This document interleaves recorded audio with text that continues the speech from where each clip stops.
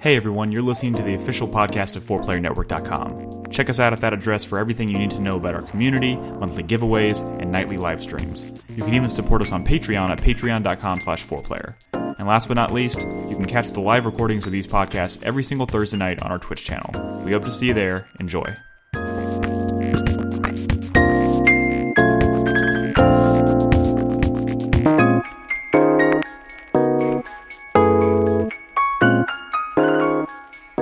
Best narratives of the year 2019. I'll start things off. Wait, is this a show? Just fucking start it, Nick. Hey everybody, welcome to 4Player Podcast. This is episode 628. It's also part 2 of our 2019 award show. Welcome.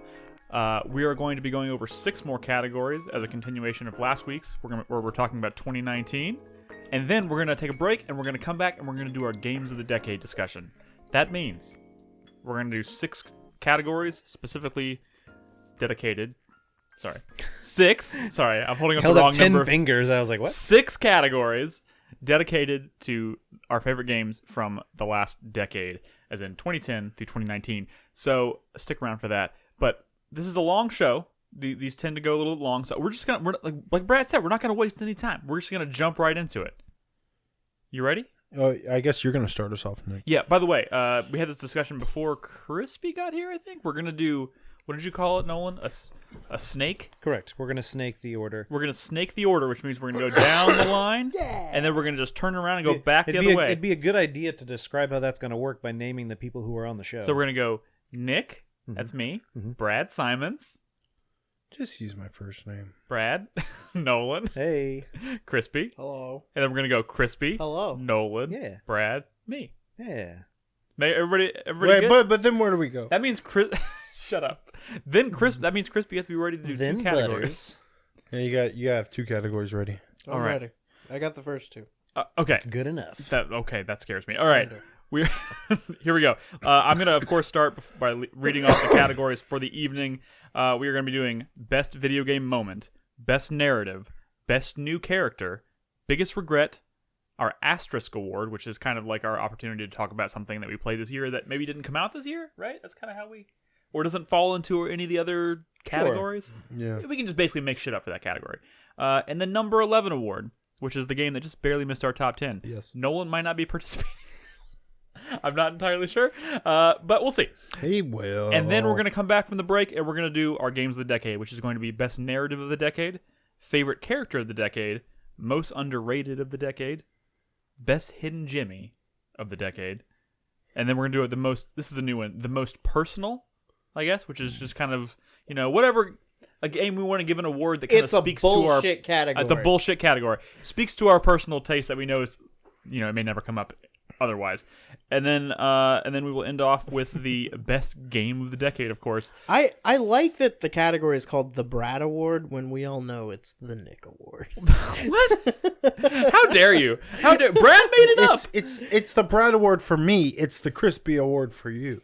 It's the Nick Award for Nick. Yeah. I mean, I do have a lot of honorable mentions in this category. Of course so you do. It's very possible. I see what you're doing there. Also, I want to take a quick moment to a couple quick things. One, yesterday was Crispy's birthday. Yay. Happy birthday! Happy Nick, birthday, Crispy. Can you take your hand, your left hand, and reach over and just do a couple squeezes? Happy birthday, Crispy!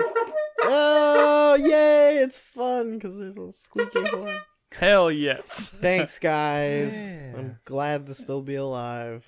We're glad you're alive, too. Yeah, I'm Yeah. pretty glad about that, too. I also want to Weird that you would say that. Exactly.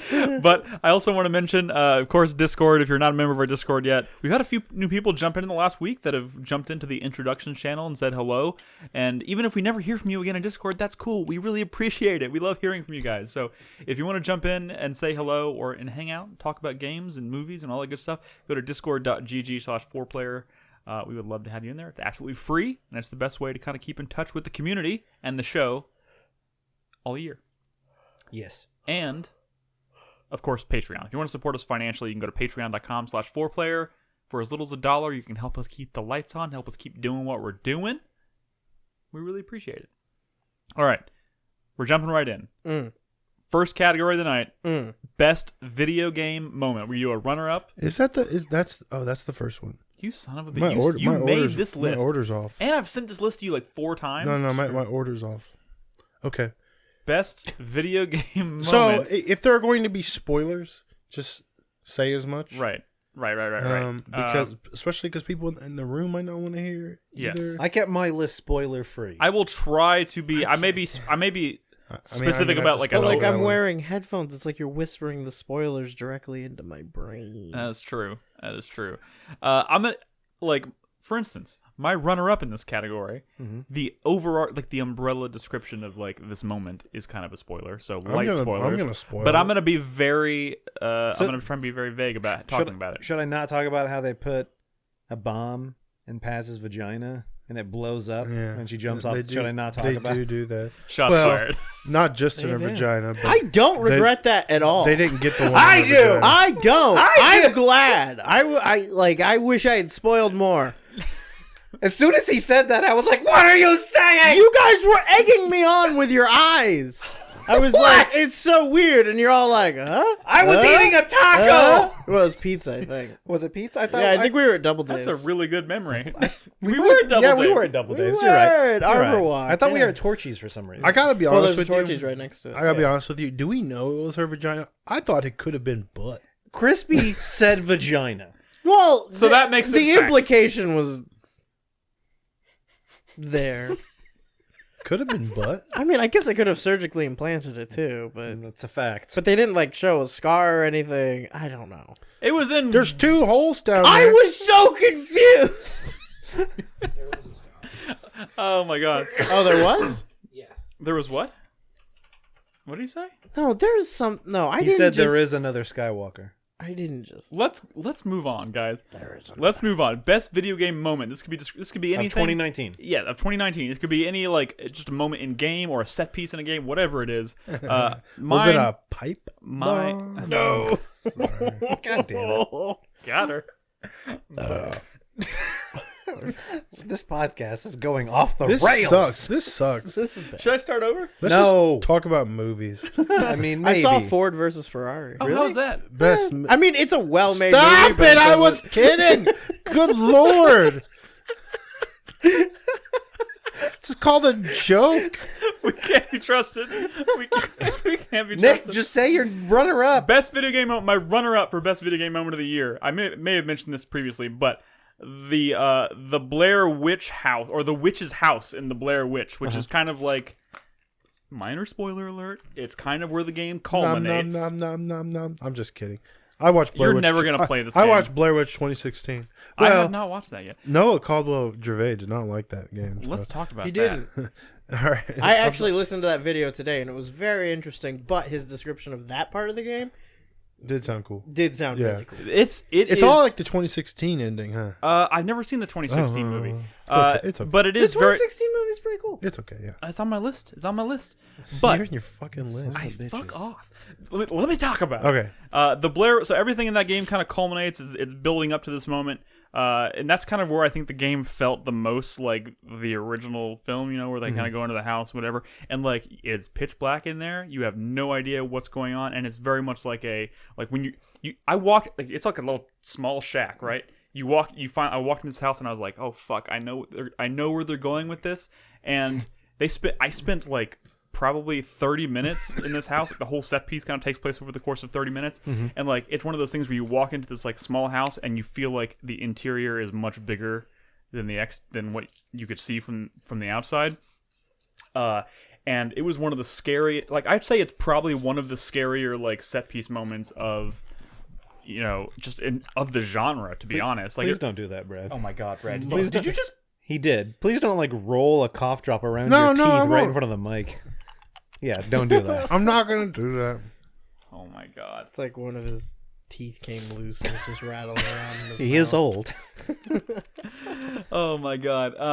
Where was I? I don't. There's not The house. The house. Yeah. I don't want to spoil a lot of it because a lot of it is just really intense. But it gave me vibes of like the farmhouse in the original Condemned, which was like pitch black. You can't really see more than like a foot in front of your face, and they're asking you to walk downstairs into the basement, and you know someone's down there.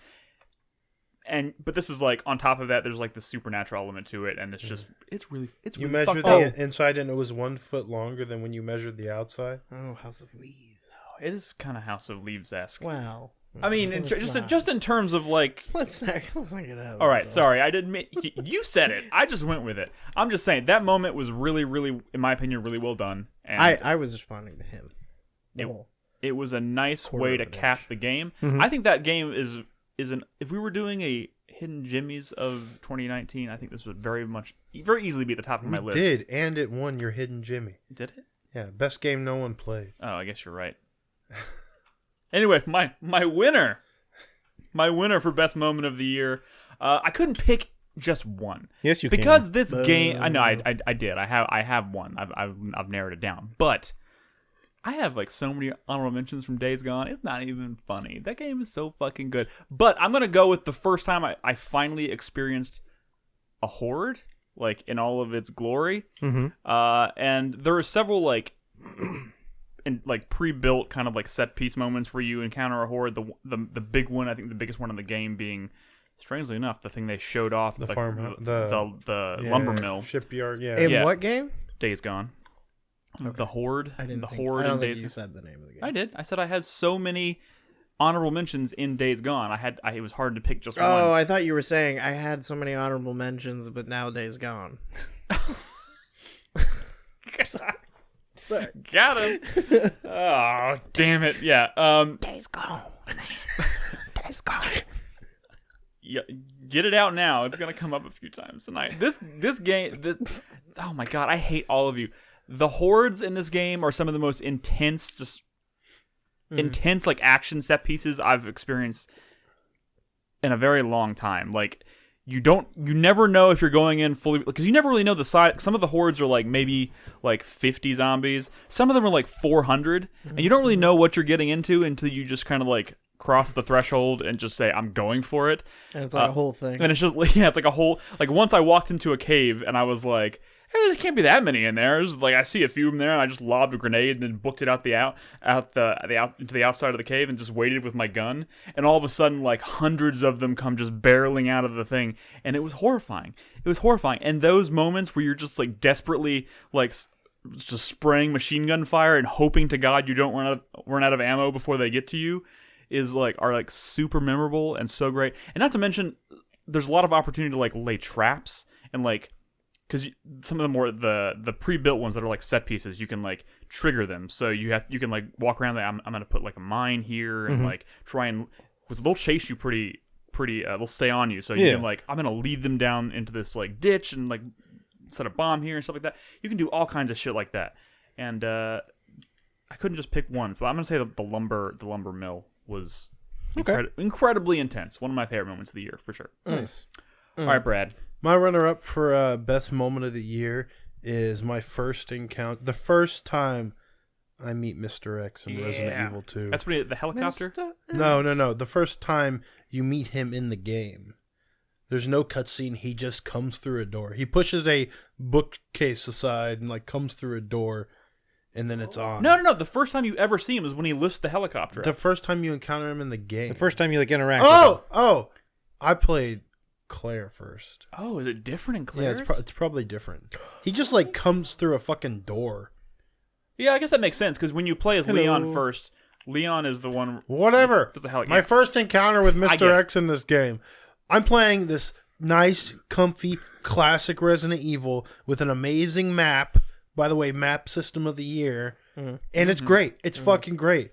But when Mr. X shows up, it's not the same game anymore. It's not even close to the same game anymore. You have to think about it differently. And this game that was already really tense because, you know, it goes back to the classic style where, you know, ammo is precious and health items are precious. You know, you've already encountered liquors and stuff. So you're kind of hurt. And then Mr. X shows up. You're like, no way. Because his presence in this game is a lot different than it was in the original. He's just like, he's constantly there. And when you realize you just have to play the game with him there, it's like, oh my God, this is too much. But that first time you meet him is, you know what I really love about moment. Mr. X? Is that like, you could like encounter him in one place and then book it and try and put a lot of distance in between you. But like his positioning in the world is is consistent. Like if you just try and get as far away from him as possible, like he doesn't like teleport. Yeah, correct. He is where he is, and he will take as long as it takes him to walk across that map to get to you. It got me thinking about Resident Evil 3 and like, is Nemesis really going to be there the whole time? Like Mr. X is in Resident Evil 2? Because I don't know if I can deal with that. He has to go away. Like, go away. Does away. He? Otherwise, it's going to be miserable. Is it? Yeah. I don't know. Isn't that the point of the game? It's going to be stressful. Yeah, but like Mr. X was only a part of Resident Evil 2. Yeah. But I don't know. But my winner for moment of the year, and honestly, I could have done a top 10 moments of the year from just this game, but I limited it to one. Days Gone. No. The Outer Wilds. Yes. Is a game full of amazing moments. Like, truly. But it was... Usually they involve me dying in some unexpected way. It was the moment when I sort of... You know, the game's all about, like, knowledge and learning things as you explore. Because, I mean, ultimately, you don't get anything in the game. You just obtain knowledge, really. Sure. Except there's one thing in the game you do get. And the first time I get the warp core, which is the thing that makes the Ash Twin project. Well, I guess I don't want to spoil anything, but it, it's a Groundhog Day. I don't style think thing. I don't think without context that means anything. You're right. It doesn't mean anything. And I guess if you've never played this game, it's not going to make any sense. Yeah. But you should. I will say when the sun goes supernova in the game, triggering the loop, the Groundhog Day style loop, it plays like a song, like a part of a song. It's very peaceful. It's very relaxing, but you're going to die, right? And it's like, oh shit, my 22 minutes is up. Start again. I'll explore something else.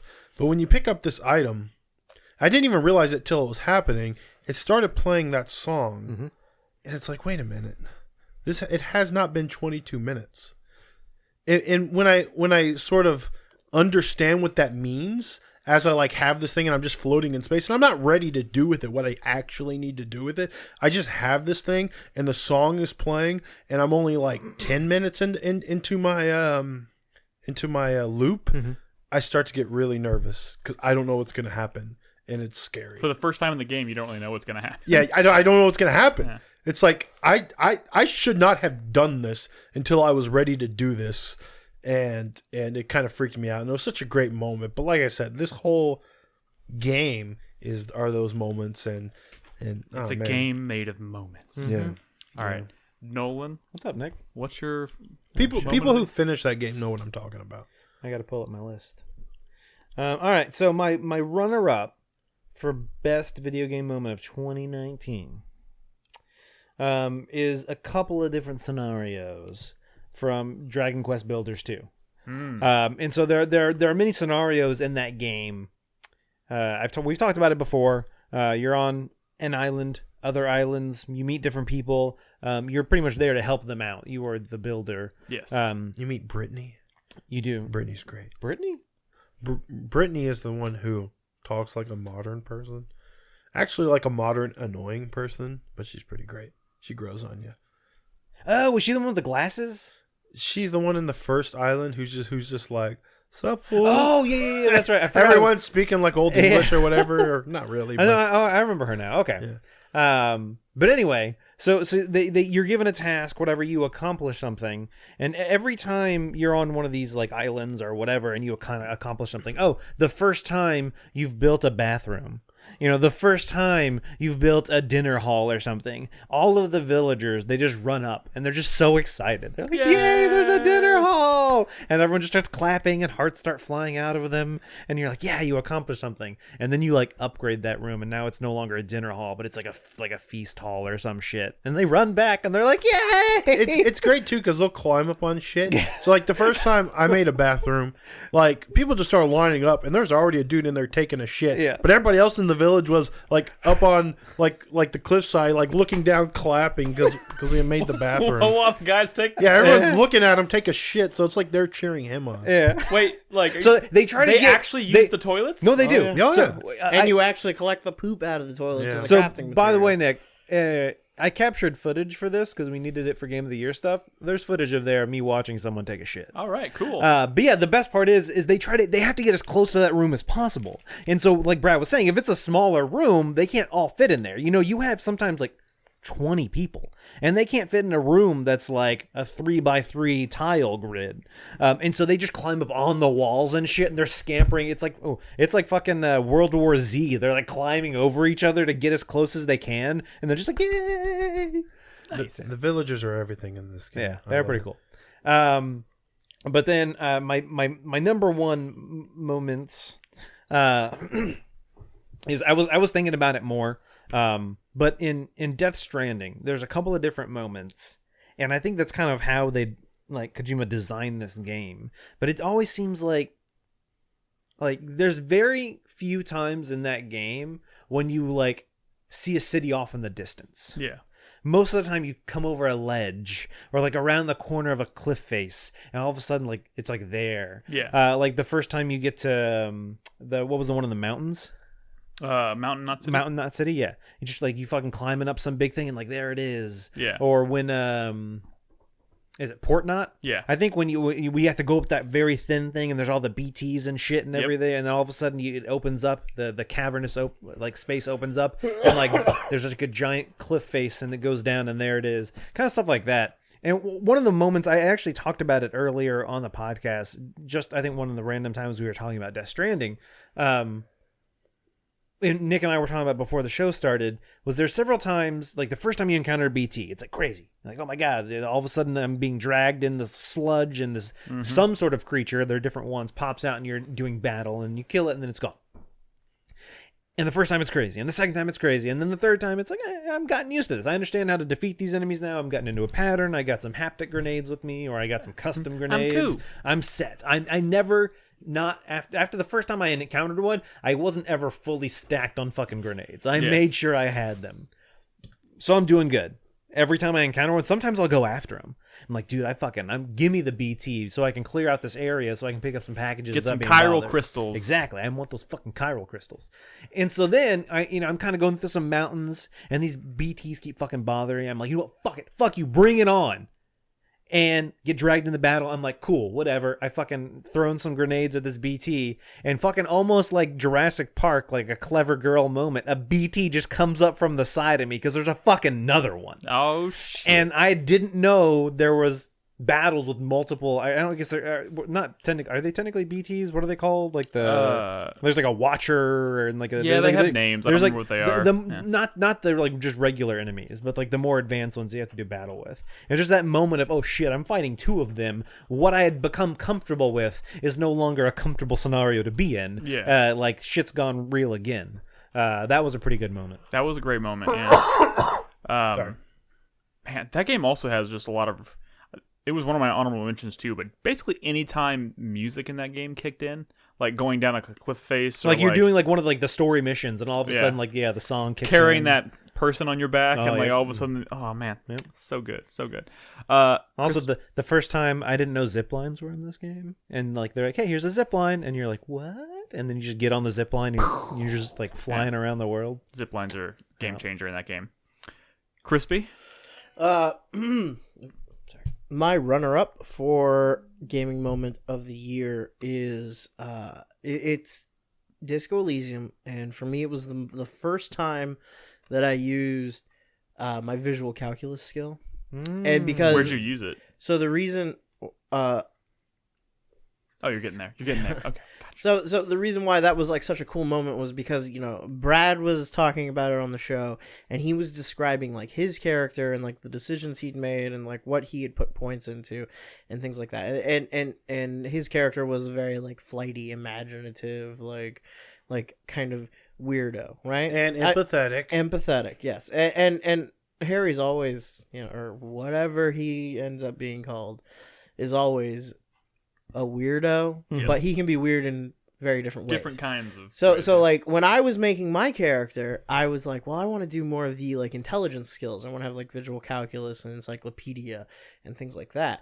And I started playing the game, and that stuff started coming into play immediately. you know? And it was like, oh, I can, like Brad's talking about how he doesn't know anything about the world because his character doesn't know anything. But, like, my character does. Like, my character doesn't really understand in the moment how he understands what he knows, but he has that information, like, bouncing around in his head.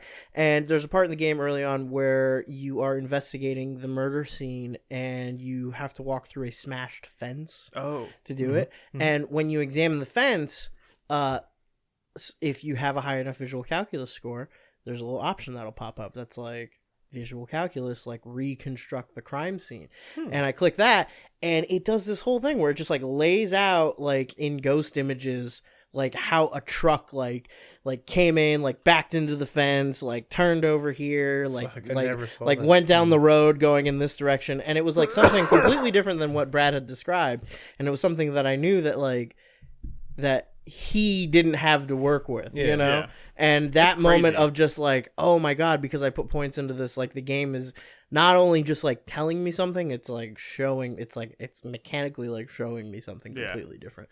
And that was really cool. That really kind of, that was my first moment of like, oh, there's a lot going on under the hood here. Like that's a really great example of just why it's so difficult sometimes to pick what you put points into. Completely. Imagine how many different ways you can open up the story. And it's also one of those scenarios where I think the game does a decent job of kind of explaining like you can't necessarily be a jack. There's no benefit to being a jack of all trades. You know, you don't want to put a little bit into everything. You don't want to even spread. You want to specialize in something because that will help you, not in every scenario, but there are scenarios where if you weren't specialized in something, you would just kind of like get nothing out of that scenario. Which makes all of our experiences with the game dramatically different. Yeah. It's cool.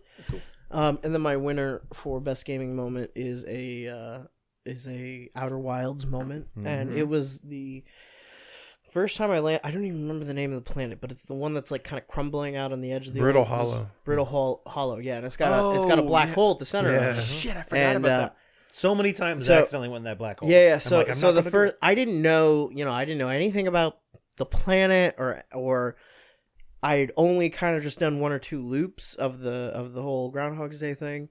I landed on that planet. I got out of my ship and I'm walking around and I end up like going below the surface of the planet, like walking around kind of like the inner crust of the world, and I can see like this black hole down there, and I'm like, whoa, that's crazy. And then I look up and I notice that like the whole planet is collapsing around me, and I'm like, oh my God, I'm gonna die. But like I didn't really understand what that meant yet. Yeah, you know, I still had that like kind of regular gamer mentality of like, oh, I'm about to fail, you know. Yeah. And I see my ship like on a giant piece of land that is falling into the center of the planet, and I'm like, no, and I like run after it, and I jump like right at the right moment to like follow it into the black hole. And that moment, like I like really had a moment right before I go into the event horizon of it, thinking like, I have no idea what's about to happen.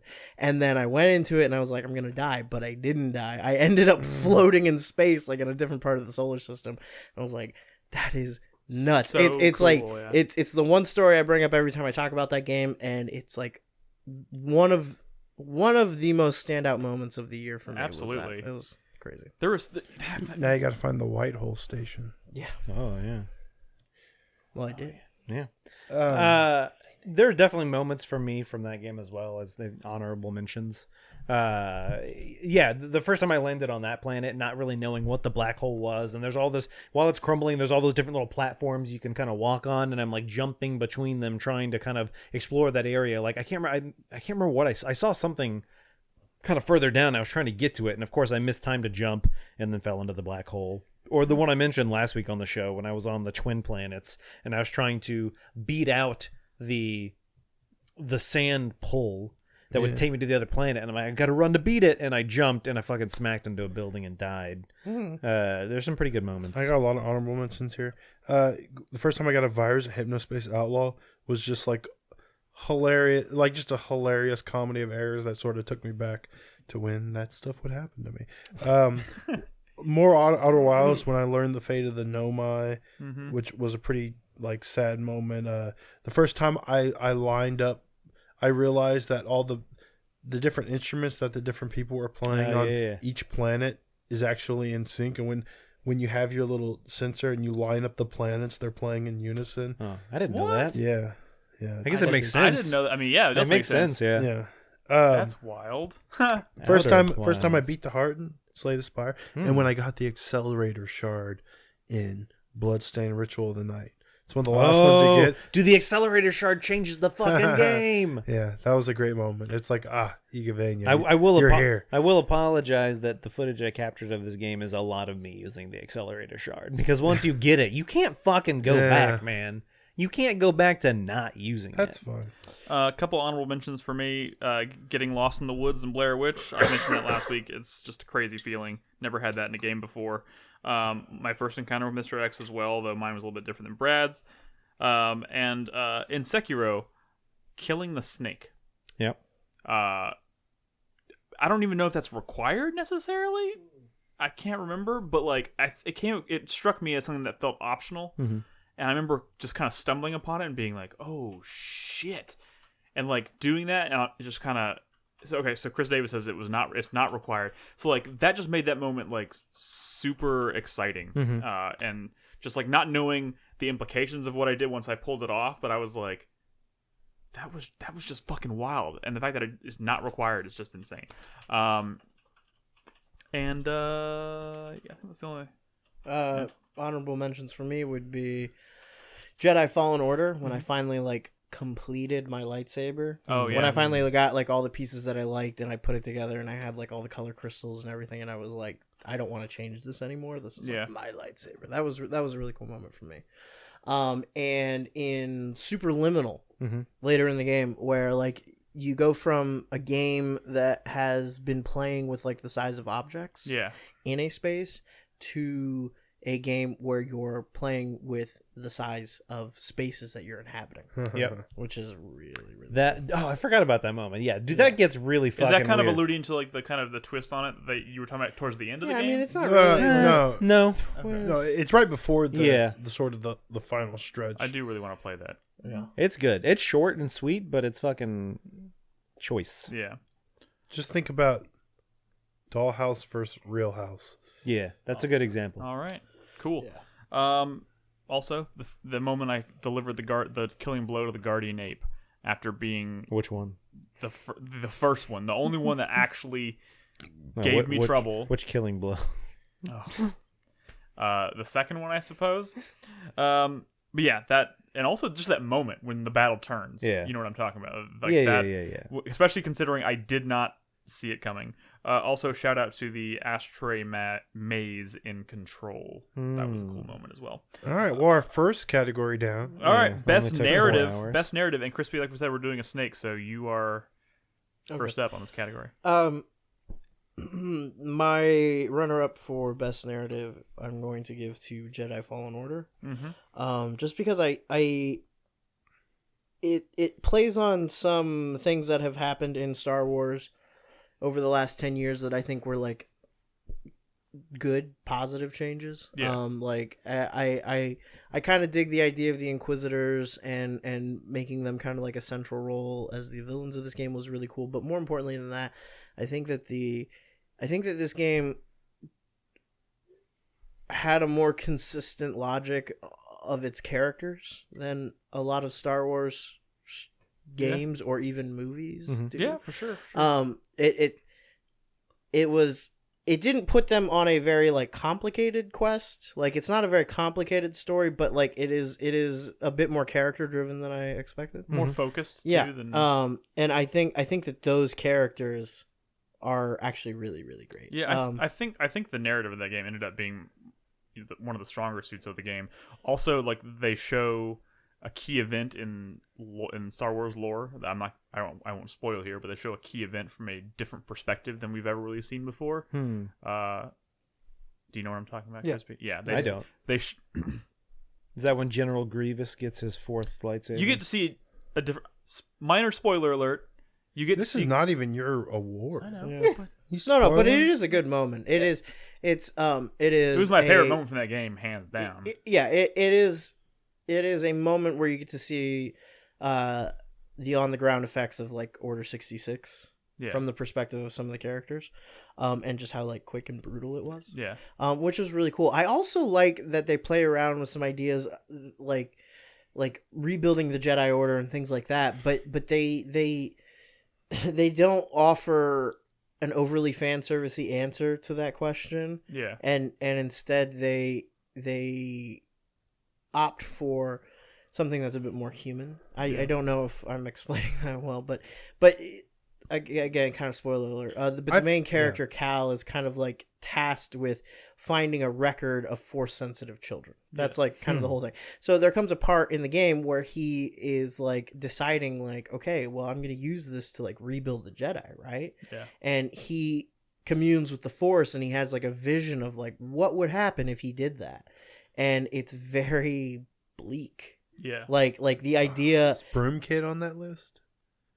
What? Broom Kid. Is Broom Kid on the list? Oh no! I mean, Broom Kid wouldn't have been born yet. Okay, I was kidding. Got you. Got you. But technicality, Broom Kid's parents might not have even been born yet. Okay, I was kidding. But yeah, it's a really interesting thing because I think there's like you know, this is only my runner-up, but I think this is kind of interesting in that in Star Wars there always seems to be like this really strong desire to return to a status quo. Yeah.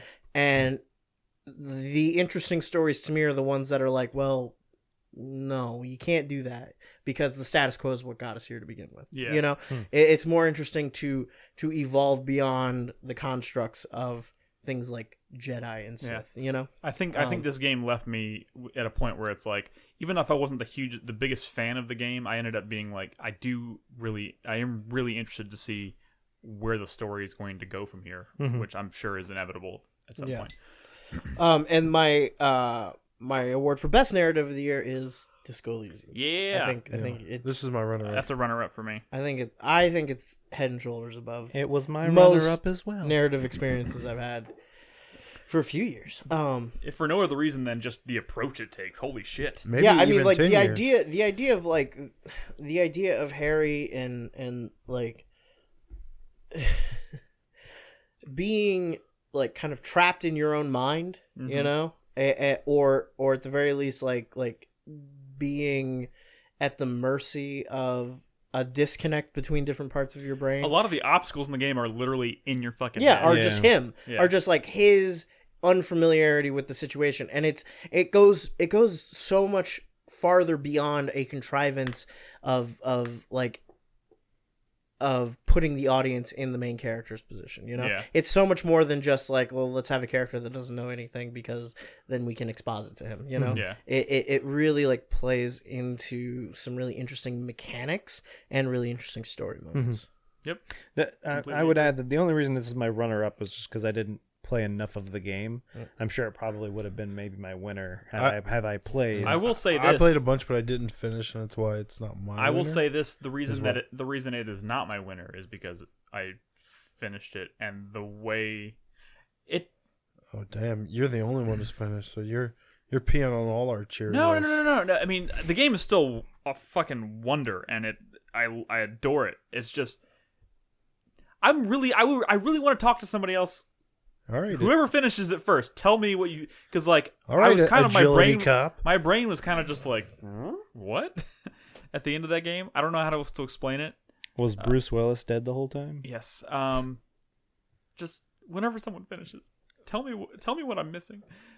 Game is fantastic though. I don't want to like let that comment trying. like undercut it. It's just it goes to some really weird places, and I'm not sure if at the end of the day I was like super over the moon about some of those places, but there's probably a lot of stuff under the surface that I'm not keen on right now. So would love to have a conversation about.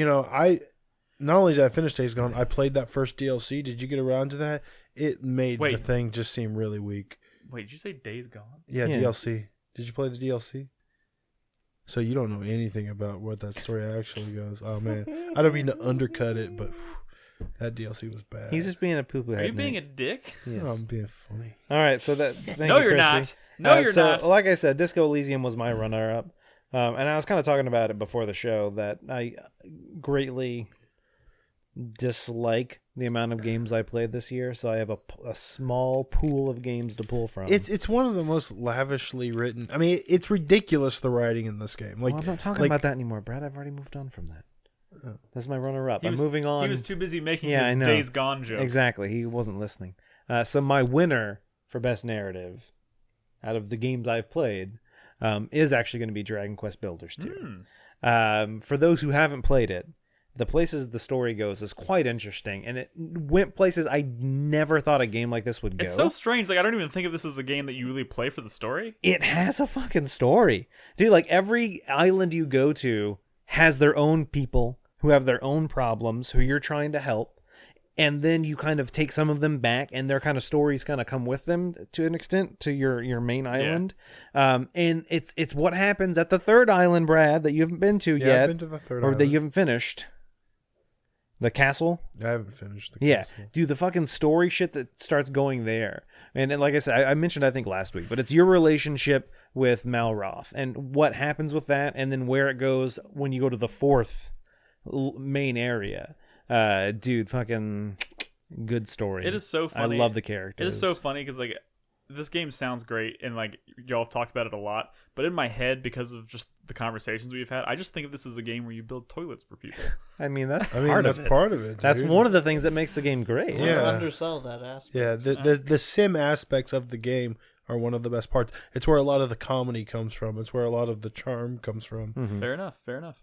You know, like the first time I just built 4 walls and I accidentally dumped out some water. Or I don't even know what it was. It was like a hole. Yeah. And I accidentally dumped out some water. I didn't mean to, because it's a button. You could just do that. Yeah. And people just ran over there and took off their clothes and started swimming around because it became a pool. Yeah. They're like, hey, a pool. I was like, I didn't even know I could make a pool. And now my villagers are stripping down to their skivvies and just swimming around. Yeah. It's fucking hilarious. That game does sound delightful. All right, Brad, what is your... My runner-up is Disco Elysium. Yeah. I'll just say. I didn't mean to undercut it, guys. It's okay. We didn't take it seriously, anyways. It's one of the best written games. It's not just good writing. It's that the writer is a madman. Like he's a crazy person. Like every time I get in a conversation, I'm always surprised by where it goes. And I've played a lot of fucking video games over the decades, and a lot of RPGs with a lot of long conversations, but like never have I been so surprised playing a game in just the most random of conversations that goes places. Yeah. I find myself laughing more in this game than maybe any other game I played this year, and it's like almost like a laugh in disbelief. So many good aha moments too. I'm telling you, Inland Empire, man. Well, maybe we'll get to that actually. See, Inland Empire was one that I didn't put a lot of points into. So. Dude, like this is a game that rewards being weird. Yeah. And man, it does such a good job with that. But your winner? My winner is Outer Wilds. I feel like the story in Outer Wilds, it's one that at first I found overwhelming, right? Because you have this Nomad translator, and they left notes all over this solar system, right? You know, they're trying to find the eye of the universe, right? Yep. And like their whole people are like dedicated to finding this out, and they build all this like technology on these planets, and it's like amazing, right? And all over the galaxy is the solar system are these notes that they're writing to each other, and you learn, and you can find them in any order. Yeah, you can find them in any order. So you're not only like putting the pieces together for like how the solar system works and the technology that's going on in the solar system, how it works, but you're learning like about these people, like their relationships to each other. Like even though they're like these crazy scientists, they're like, you know, it's like a lot of the conversations are pretty lighthearted, but at the same time like super like super heavy. They're talking about like shit that. Like, hey, what if we did blow up the sun? Like, it's like, what are you? It's crazy. It's crazy. Which, by the way, is a not a red herring, but you should play Outer Wilds. Yes. And you know, it's a game I was worried about getting through, because it is a very overwhelming. It's daunting. Game. It's daunting. No, very much. It's daunting, but once you finally sort of get its rhythm and all the pieces of what happened with the Nomai, come together. And especially like there's one moment where you find out kind of like the fate of the Nomai, and it's like such this like sad thing because you feel like you've really gotten to know these people, and you know you're a different race. You're just like these chill explorers. You know, they consider like traveling to another planet like going on a camping trip or a hike, right? Like they don't treat it the same way as the Nomai did. And to find out the way the Nomai ultimately failed is like such like this sad thing that they really had no control over, which is ironic considering where you are in the game, and the way things end. But yeah, oh man, and then the way it ends is like emotional and sad, but at the same time beautiful. And it's just, I didn't expect this to be a game that wins me over in terms of like story and narrative and characters, because it's not presented like a traditional story at all, you know, because it's non-linear, because you're reading conversations, because you know, it's crazy, but it's very affecting for me. Absolutely. And you know, you got to see the end of that story. I'll tell you. Absolutely. That's my winner. All right. My runner-up is, of course, Disco Elysium, I just mentioned. I do love that game, and for all the reasons y'all mentioned, and it tells us a really interesting story. Really, just if you take like all the really cool ways it tells the story out of the equation and just look at the story it's actually telling, it's really compelling. And at the same time, it's also just like the main characters, the concept of who the main character is just wildly unusual. Just this like complete drunk failure of a detective, just as the main character, is just really cool, and how they layered mechanics on top of that and like built mechanics, and how the characters are the mechanics. And it's so cool. But and I know y'all saw this coming, but my winner is Days Gone. What? I know. I wasn't expecting it for best narrative necessarily. Why is it best narrative of the year in your opinion? Oh god. So first of all, I mentioned this last week. Was it last week or is that this week? New characters, right? We talked about characters. This game has we talked about the new characters last week. This game has so many just memorable, likable characters, and it does that. I think this game is honestly really good in its story for the same reasons that people like or get into like The Walking Dead, in terms of like it's a story about zombies, but like the real draw of it usually stems from like the drama between the people, sure, at the heart of the story. And I think that's totally the case here. I was totally sold on Deacon as a character like 5 minutes in. In fact, I recorded the first like hour of this game for footage for Game of the Year stuff, and I almost kept playing it for another couple hours just because I was like, I already kind of have the drive to like play this game again, just because purely based on like the way that the characters are really, really well acted, all across the board. I think Deacon, Sarah, Boozer, Ricky, Iron Mike, all those characters are like so great. But like this game, you think it's about one thing in terms of like the main character, and he's having all these flashbacks and memories about what happened to his wife when the outbreak hit. And you think it's gonna be a game that's kind of all about him dealing with that, and then at some point there's like a twist, and it kind of flips the script on you, and all of a sudden the back half of the game is about something like kind of totally different. And then it starts to kind of like layer on like the mysteries about like what caused the outbreak, and like what are the actual effects of the outbreak, what are the fucking zombies. It actually kind of like delves into that a little bit. And then at the end it kind of ends up setting up a sequel, an inevitable sequel, in like a really like what the fuck kind of way that's like I haven't been able to stop thinking about since it happened. Can you do me a favor and just like maybe spoil a little bit of that last act? Because I mean it's Game of the Year, we're giving our awards. I want to know. Are you all right? Minor spoiler if you don't want to spoil. I mean, no, I won't go into give me great the detail. Serious spoilers. I mean, you spend the first half of your game thinking that you lost your wife in the outbreak, and then in the second half you find out maybe she's actually alive, and you're trying. The rest of the game is kind of like, how could she still be alive? Answering the questions. Where the hell is she? Why has she not come to find me? And the back half of that game kind of just like follows that Don't they kind of flip on that a couple times before they? Yeah, I mean, and you end up there's like one of the really interesting, like, you keep seeing this, like, these helicopters that are flying over, and this is obviously like years after this outbreak has happened, so it's kind of like, why is there a helicopter? It's kind of like the Walking Dead thing where they're like, why there's a civilization with helicopters? Yeah. And he eventually like corners, like, there's these people getting out in like hazmat suits, and he like finally corners this guy, and like he ends up realizing that this guy may have a clue as to where his wife is, and he ends up what's the word?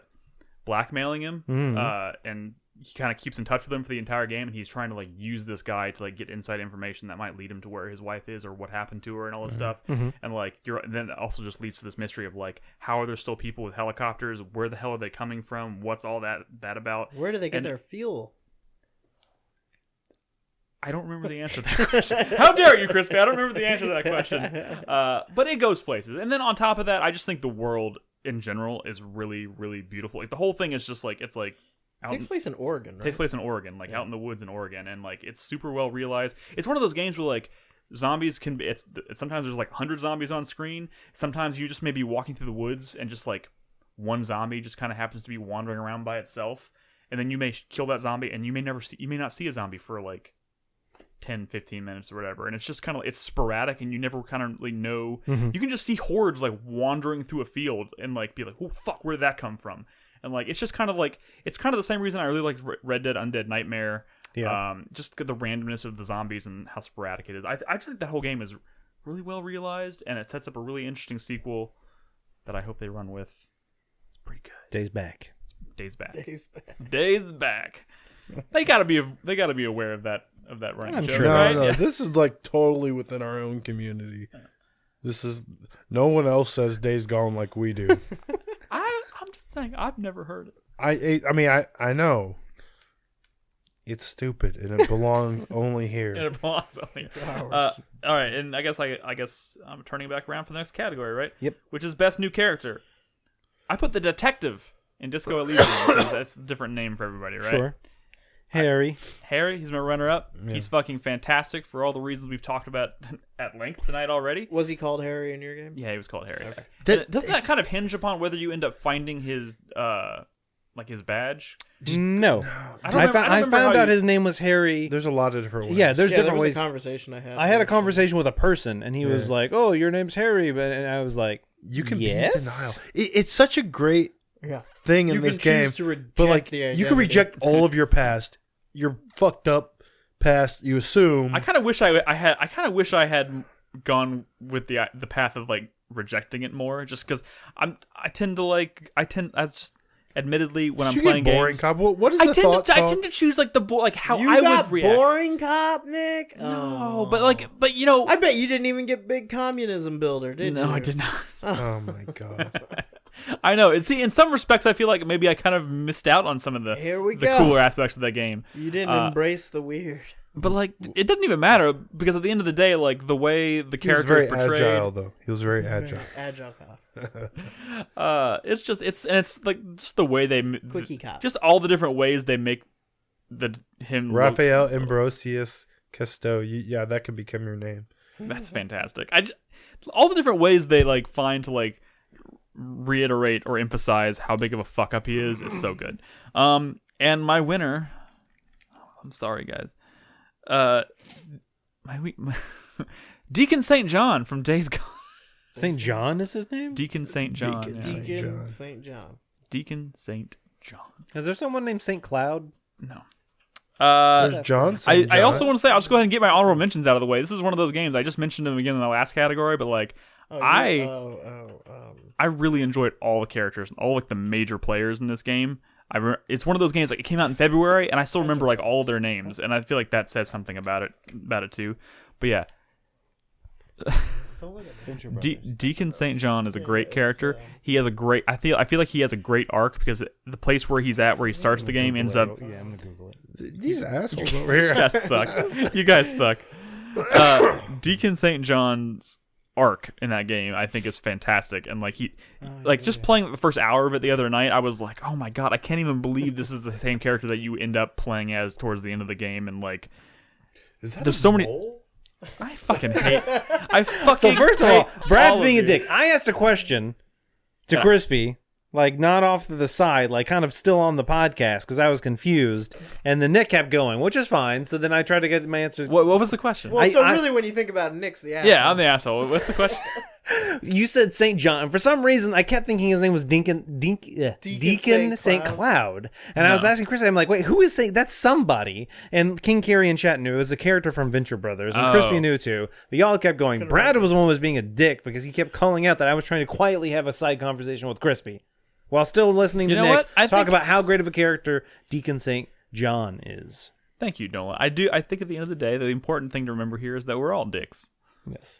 In some way, in our own special way. But, that's all I'll say. I think Deacon J. I think he has a great character arc, and yeah, it's good. It's standout character for the year for me for sure. Do you want to talk about his arc at all, or?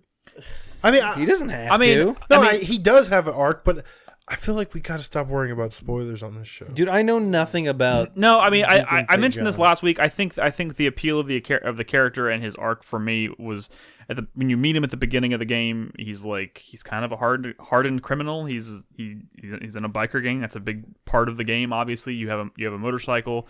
You're riding around with basically the last remnants. You're basically you and your best friend who are like the last surviving members of his motorcycle gang.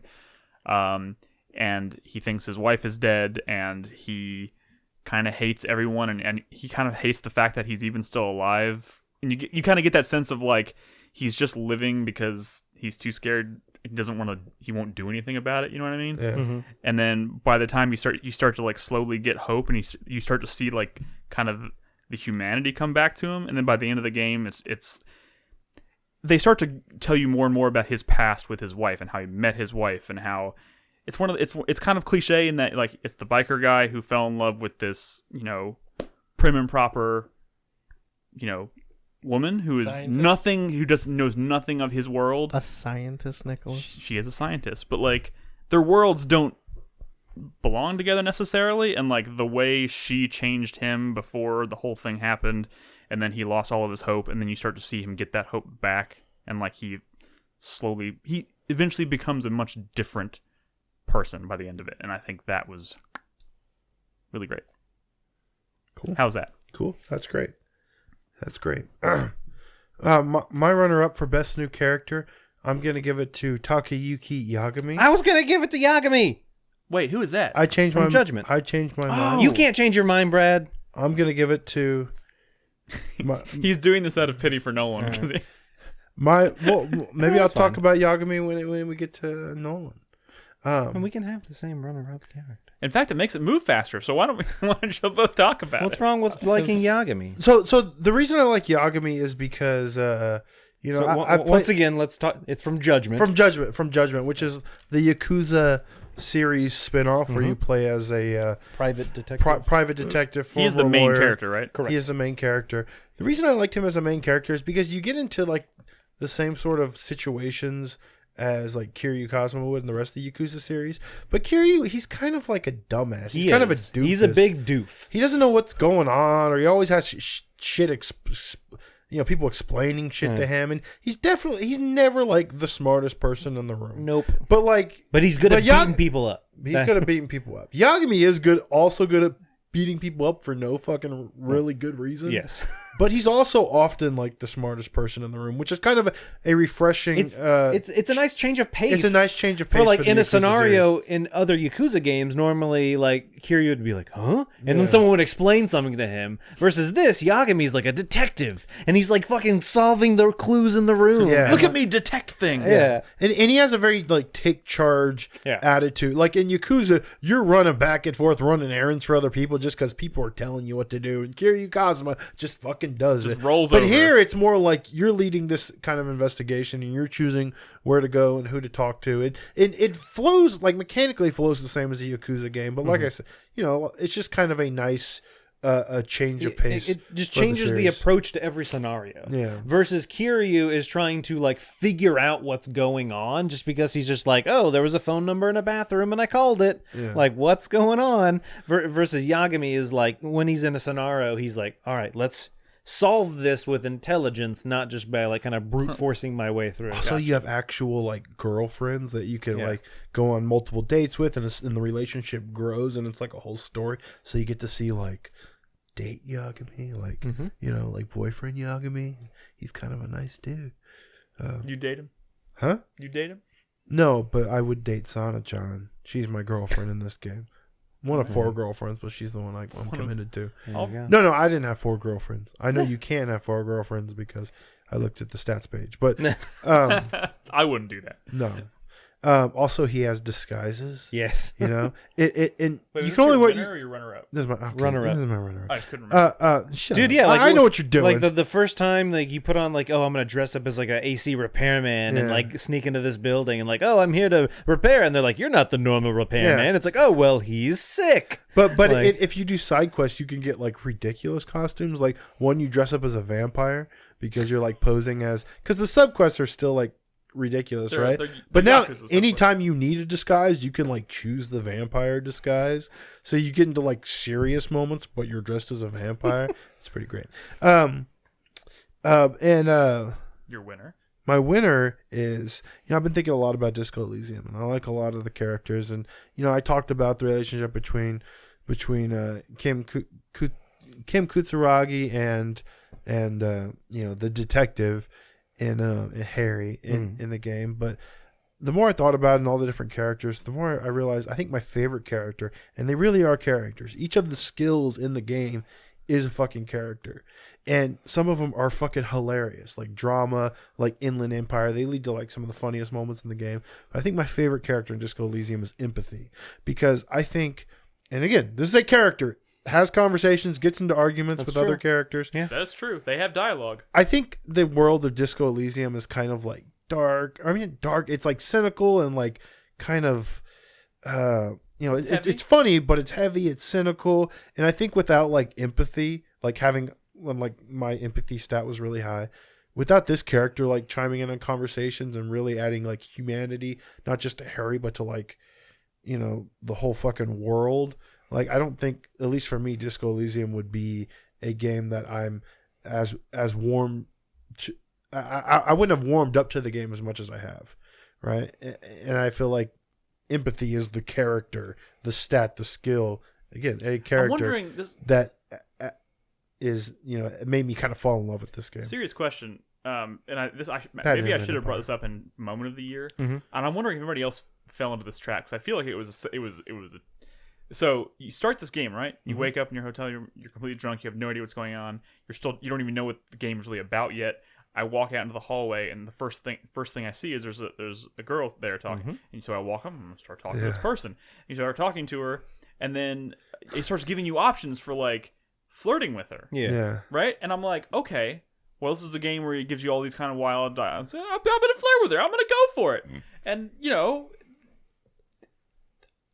I flirted with her, right? And then 15 hours later, turns out I have this like moment where I find out she's like a major character. She may have, something really terrible may have happened, which completely paints me hitting on her in the first 5 minutes of me knowing her as making me feel like the worst human being in the world. Would empathy have told you anything to prevent you from doing that right up front? Probably, yeah.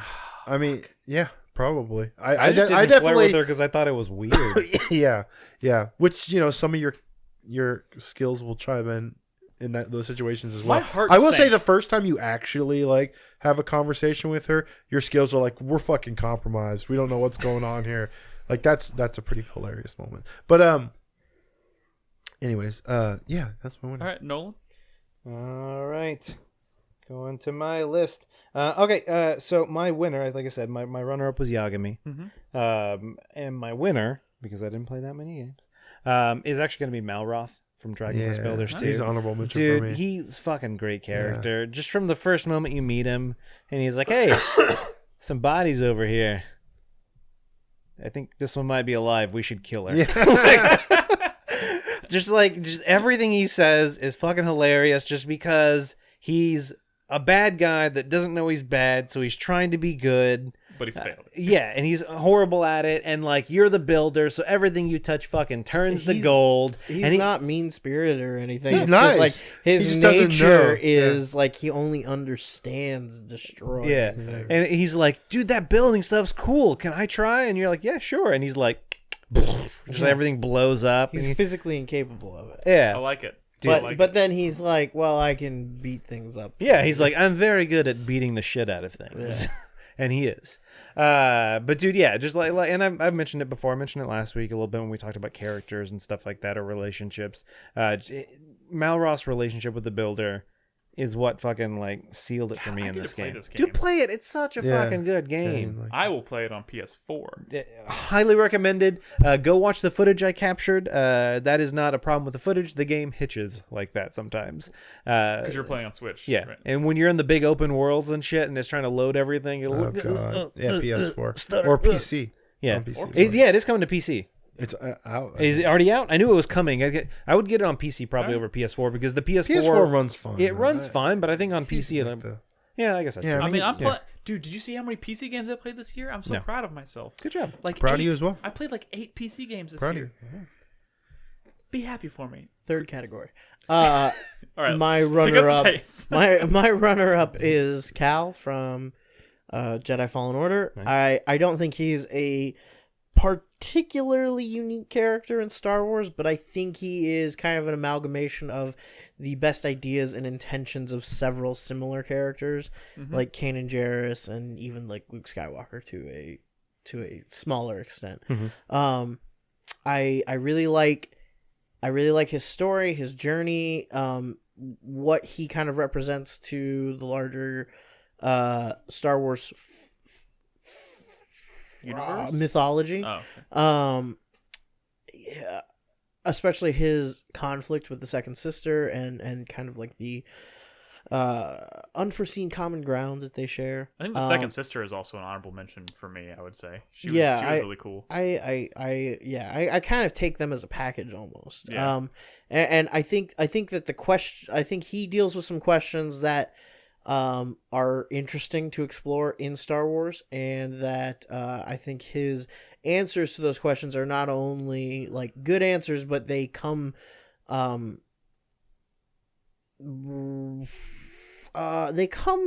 rather purely to him, you know? Yeah. Not really like this big existential drama for him. Yeah.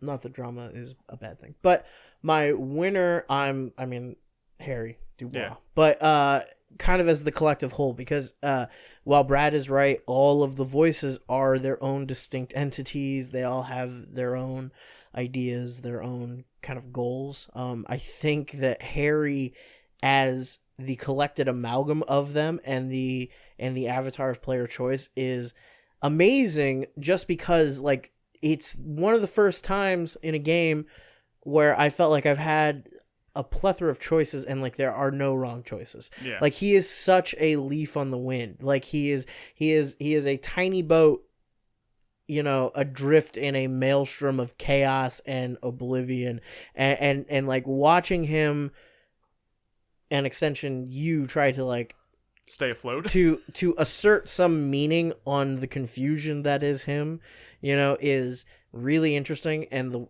the direction that it can go is really, really interesting. And there's never a moment where it's like, okay, if I was a normal person, this might be improper, but like, hey man, like I'm like keeping it disco, baby, you know? Yeah. Like it's so like it's such a like cathartic experience to just like be in this horribly like existential situation, but to take it in such like a weird amount of stride. Yeah. You know what I mean? Like you can play that game in such a way where it's like, okay, I don't know who I am, I don't know the world I live in, but like, what is happening? We're gonna figure it out. Yeah. or not. Like, you know, it's fucking wild. And I just love Harry when he is just like completely like given himself over to chaos. Yeah. You know, when he's just like, I'm just gonna do the thing and see what happens. I heard if you get your conceptualization up really high, when you hear a little bit about the Pale early on. Mm-hmm. That's maybe more of a thing than you realize. Look into it. The Pale. Yeah, I think you have to have high conceptual. Yeah, I didn't have super high conceptualization, so I never really got much into that. But yeah, Gotcha. It's so cool how like entire swaths of that game are just like maybe absent if you're. Quick honorable mentions: Inland Empire, Defect, the Defect from Slay the Spire, probably my favorite class. Ava from Telling Lies, she was my favorite character from Telling Lies. I wasn't sure how to bring up Telling Lies characters. Yeah, I did like Ava. I definitely did. AKA Alexandra Shipp, I wrote down here. That's the actress's name because it's a real person. Well, yeah, they're real people. OD from Bloodstained. I really liked him. OD was cool. Yeah. The first time I saw him, I was like, "Oh my god, that's fucking Alucard." OD is his name. Yeah. He's Zane Rocks 14 from Hypnospace from Outlaw. Space They're like, yeah. He's really into seepage, and he hates Corey. I don't even know. And he won a Dumpy. He won a dump like from the Dumpy Awards, the Dumpster.com Awards, Dumpies for people who like give like really like. He had like a Savage Burn site or whatever where he talked shit about Corey. Of course, I ended up getting all that stuff removed because I did my job as an internet cop. But Good job. yeah, I wanted to bring up Digby and Dougie from Crumbledon. The two fucking big beefy boys that you meet there that are like super dumb, but they're very helpful, and they're just up for fucking anything. Wait, what game is that? Dragon Quest. Yeah. and Lulu and Brittany. That game doesn't have a Dude, ton of awesome characters. Dude, Yes, all of the fucking characters you meet. Lulu's great. Rosie from Rosie. the first island, she's fucking great. Yeah. There's I forget his name now. There's like a skeleton that you meet up on one of the later islands. Dude, he's fucking great too. I want to give honorable mention to Amicia Darun from A Plague Tale. I don't know how much of that is the character and how much of it is the performance, but I think the performance was really, really well done. Really convincing. I have a bunch of Days Gone characters written down. Nick, you already listed all of them. I know. Nick, The when refrigerator from Control. Also, I want to mention honorable.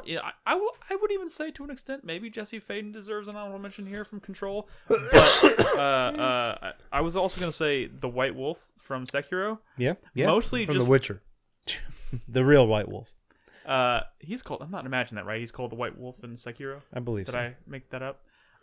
But it's mostly because it was really cool to see From Software do a game where they actually define a character. Yeah, have a character that has story. emotions and talks. Yeah, and like I was initially kind of worried, like, can they even do this really well? And it turns out like it's every bit as it's just intriguing and well developed and well performed and everything. Plus, he has a cool hand. And he's got a cool fucking hand. What's the next category, Nick? Next category is biggest regret. Yeah, this is an easy one for everybody. Biggest regret. All right, you know what? I figured it would. I have just a lot read this them year. off. I know no one has 1,000. Yeah, me too. I'm gonna Well, say. hold on. Let's start with Nick. Let's not, No, let's what are you talk about. Start with me. It's crispy. No, We're doing the snake. no, we're snaking. Those were honorable mentions. Oh, okay, gotcha. Oh yeah, Yeah. crispy. Fuckers. Keep track. I thought we were going back that way. My runner-up biggest regret is that I did not get a chance. I had an opportunity to borrow a Oculus, and I wanted to play Vader Immortal, which I heard was actually like low-key pretty damn good. The whole conceit of it is that like you are a prisoner in Vader's castle, and you're like trying to escape, and it kind of deals a lot with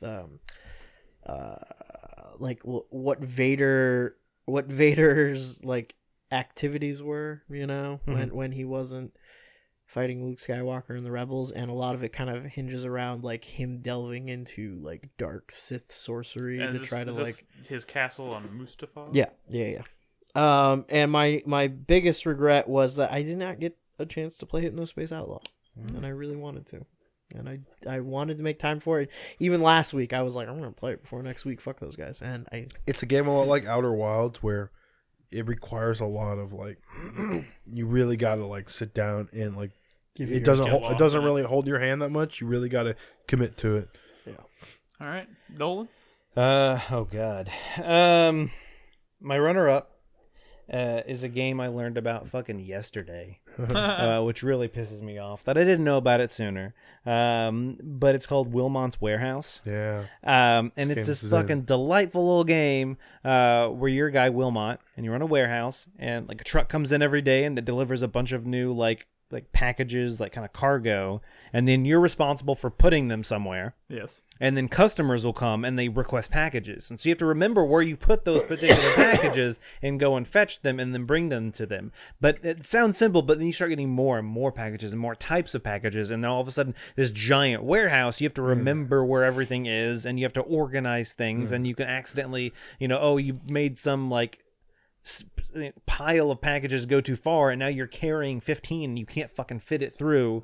It seems like it's a Strand game. Figuring out how to organize them, because they're all like these little icons, almost like a Dwarf Fortress sort of thing, where there's so many different things. You have all these like little tiny ways of representing all the different items, and you're trying to like categorize them to make it easier to like get the stuff you need, but it's like a disaster. And my winner for biggest regret is Mo Astray. I really wanted to get around to playing this game, and it never happened, and I'm very upset by that. Carlos is sad. Yeah. Well, now that 2019 is over, it's too late. You can't do it anymore. That's true. The game's gone forever. Gone forever. Lost to the ether. To the ether. All right.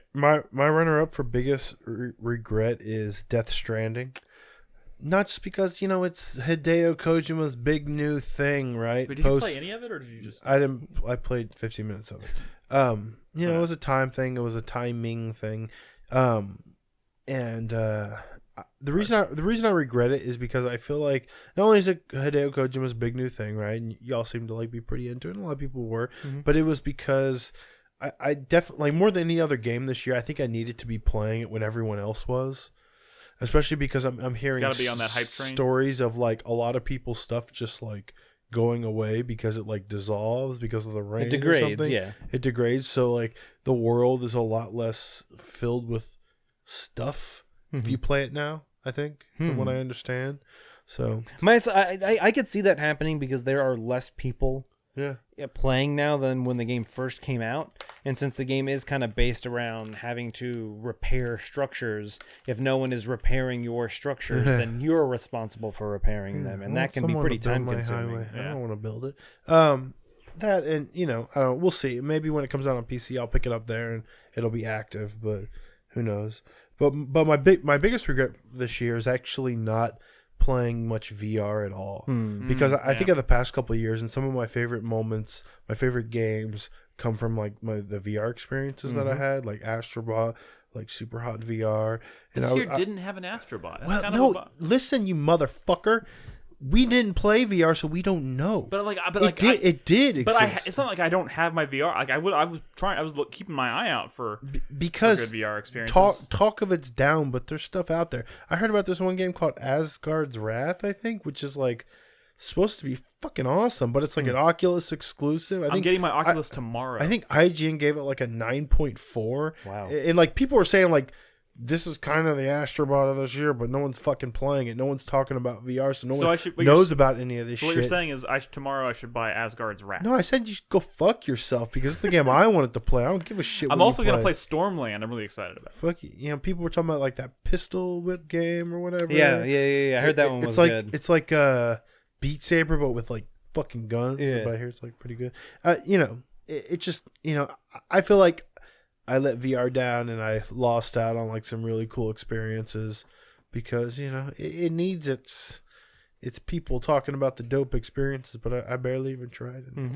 Fair enough. All right, my runner-up for biggest regret goes to Kingdom Hearts 3. No. Don't regret that you didn't. No, but here's the thing. I spent so much time. I know. I do remember you spent a lot of time leading up to it. Your biggest regret was playing Kingdom Hearts 1 and 2. No, I loved my time playing Kingdom Hearts 1 and 2. I loved it. And I didn't, and I meant to kind of like lead right into playing Kingdom Hearts 3, and I feel like that was the only way I was gonna like really get into it. And it sounds like maybe the only way I should have done it, because now trying to convince myself to go play it when everybody's kind of poo-pooing it, it's kind of a bummer. I mean, I still want to. It's just like I feel you, bro. The momentum stopped, and that kind of sucks. I should have just kept rolling with it while I had the chance. But my biggest regret this year goes to picking up Bloodstained on the Switch, because that is probably the only reason I didn't end up playing this game this year. But I mean, honestly, it's not really a Nick game anyways. I mean, Also, you haven't played Symphony of the Night. You're right, I haven't. So play that. My biggest So regret. don't feel too bad. But it is really great. Runner-up for biggest regret would be driving to multiple stores, even though they were very close to each other, so that I could pay $60 for Borderlands 3. You mean your honorable mention? Is that because you went Yeah, late what at did I night say? or You something? said runner-up, but you meant honorable mention.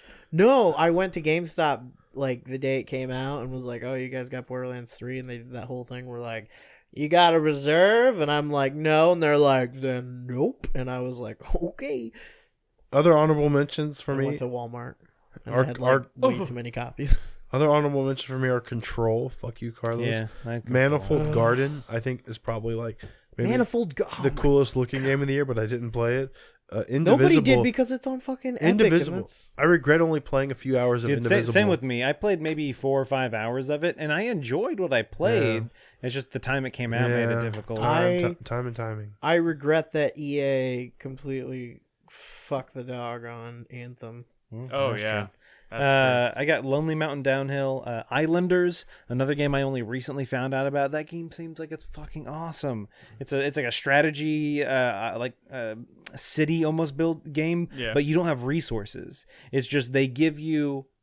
Here's a bunch of buildings you can build. And when you put like a fucking woodcutter's hut next to a wood, chop down the wood, and that'll earn you some points. And you have to design your city in a way that gets you enough points. And once you've gotten enough points, then it unlocks a new set of things you can like build. It seems like it's really fucking cool. That's cool. Hypnospace Outlaw, Untitled Goose Game I never got around to playing. Sayonara Wild Hearts I never got around to playing. I did. Yeah, I know. Did you play Mini Motorways? A little bit. That was a pretty good game. Yeah. Next category. Yeah, real quick, we do need one to move. honorable mention for me. This is a very Nick answer, but Far Cry New Dawn. What? You know, Do you regret that? I regret not. I mean, I have it. It's on my shelf. It's mostly because like the world looks so beautiful. It's just like I want to experience that world, and I feel like and I was just Far Cry 5 was too close, and that happened at the beginning of the year. We know, Nick. All right. I might still play it though. Next category is the Asterisk Award. This is the weird one. This is just anything we want to honor that doesn't necessarily fit into our categories. It doesn't even have to be from this year. My runner-up goes to Spyro: The Reignited Trilogy. I played all the way through Spyro the Dragon, the first one, and it was just a really solid, well-made remake of a classic game that, it's a baby game I still love. Yeah. And I had a really fun time, and it made me really excited to finally go back and play Ripto's Rage, which I'm still planning on doing. I have it still sitting on my shelf because I'm eventually going to get back to doing it. And I've never played Year of the Dragon at all, so like I really want to go back and play the rest of that collection. Your winner? My winner is the original Fear. This is because of the Revival Club. Oh yeah. This obviously won the vote, and we played through the original Fear. My first time playing through that game. I've played through Fear 2 and Fear 3, but man, those games don't even really come close because the original Fear is awesome. So good. Yeah. So fucking good. An amazing shooter, a pretty damn solid horror game that's, I think, really well paced. I was expecting it to be a little bit more in my face with the scares, but like it leads you to this false sense of security because it takes a while sometimes between spooks. You know what I mean? So, I don't know. Really, really well done. And the physics are amazing. Jesus Christ. My runner-up for the Asterisk Award, by the way, so there's a theme between my runner-up and winner. My runner-up is the Witcher DLC for Monster Hunter World. That was actually way back at the beginning of the year. I thought it was really well done, more so than a lot of the other themed DLC. They kind of went all in. I always play a Ciri now because there's a Ciri skin. There's voice lines of Geralt with like dialogue conversations, and you're doing like quests and even side quests, and it's such a cool thing because it's such a perfect fit. I mean, really, Monster Hunter is the best Witcher game ever if you think about the mechanics of it, and it was a perfect fit, and that was a great DLC. But it's not a real game, so it gets an Asterisk Award, and my winner is an expansion, so technically it counts it for Iceborne? it's an asterisk. Monster Hunter World Iceborne is my most played. Actually, no, Slay the Spire was. Like that game? My second most played game of this year is Monster Hunter World Iceborne. I actually played more Iceborne than I did of the base game. Man, you should have just put that on your top 10. Or maybe you did. I don't know. Maybe we'll talk about Monster Hunter again later on this episode. Oh, yeah, maybe we will. Maybe we will. I see what you did there. You mean in the biggest disappointment of the decade? I'm just kidding. Yeah, that's not a real award. We don't have that. It's not an award. We should. Also, Red Dead Redemption 2. Nolan? All right, my runner-up for Asterisk Award goes to Resident Evil 5. Aha. Never played that game back in the day. Finally got around to co-oping it this year with Nick, and that game was fun. delightful. Yeah, that it was fun. great. Yeah. I enjoyed the haters. I enjoyed Fuck my the time haters. with that game. Remember that boss in the sludge monster in Dude, the that room? guy was fucking ridiculous. We We remember. spent fucking like almost an hour Didn't it trying to glitch? kill this guy. I don't had to have. We fucking literally spent every single one of our bullets. Didn't work. Reload it, and we just fucking shoot a rocket launcher at him, and he dies instantly. Such bullshit. It was fun. It was fun though. It was fun. But my winner for Asterisk Award goes to another game I played this year that came out a few years ago that I never got around to playing. Half-Life 2. Oh shit! Oh, yeah, that's right. Oh man! Yeah, we have A little ditty. When we do our first proper show, I want to hear. All right. Your So take on I finally got around to playing Half-Life 2, including episodes 1 and 2. Ooh. I remember seeing Nolan tweet, and it was just like, "Oh, that's why everybody's so mad." And I was like, Yeah. "He got it." So I'm finally caught up. On I the hope series. next week's episode is like, man, it fucking sucks. But yeah. So yeah, tune in next time. I'll talk a little Isn't bit more. Half-Life kind of a horror game if you think about it? Dude, there's one moment, like literally fucking biggest jump scare of the year was me doing something in Half-Life 2 and I turned and it was just fucking Alex, but Alex was standing right there and it scared the fuck out of me. I was not expect, dude, seriously, like the dogs were in the room and they fucking, because I was like, ugh! Like I did not expect her to be like right there. It was a That's zombie. awesome. Anyway. My turn? Yep. My runner-up for Asterisk Award goes to Risk of Rain 2 because I don't know when that game came out. Nobody does. But it's not out yet officially. It's really fun, and me and my roommates and some friends online have been playing a lot of it recently, and boy. And my winner for Asterisk Award goes to a little game I think everyone in here has played before called Resident Evil 4. Oh yeah! Yes! See what I did there? I do. That was a good pick. That's a good pick. Because we were all in the same room playing it together. Yeah, Until 4 a.m. Beginning to end. it was good though, right? It was pretty good. It was pretty good. It's pretty good. Zombies, But we don't have to talk about it. Zombies have We don't have to talk about it. Yeah, we Let's- talked let's about it go. on a recent show. Yeah. All right, the last category of this Number 2019, 11. the number 11 award. This 12 is- and 11. The number 11. So my number 12 game of the year is Magic the Gathering Arena. Which saw its official launch this year. I mean, it had been in beta for a while. Yeah. But, yeah, I kind of lost myself for a little bit in that, and it's really fun. I think it's Magic the Gathering. Good game. Which is Good cool. game. And my number 11, oddly enough,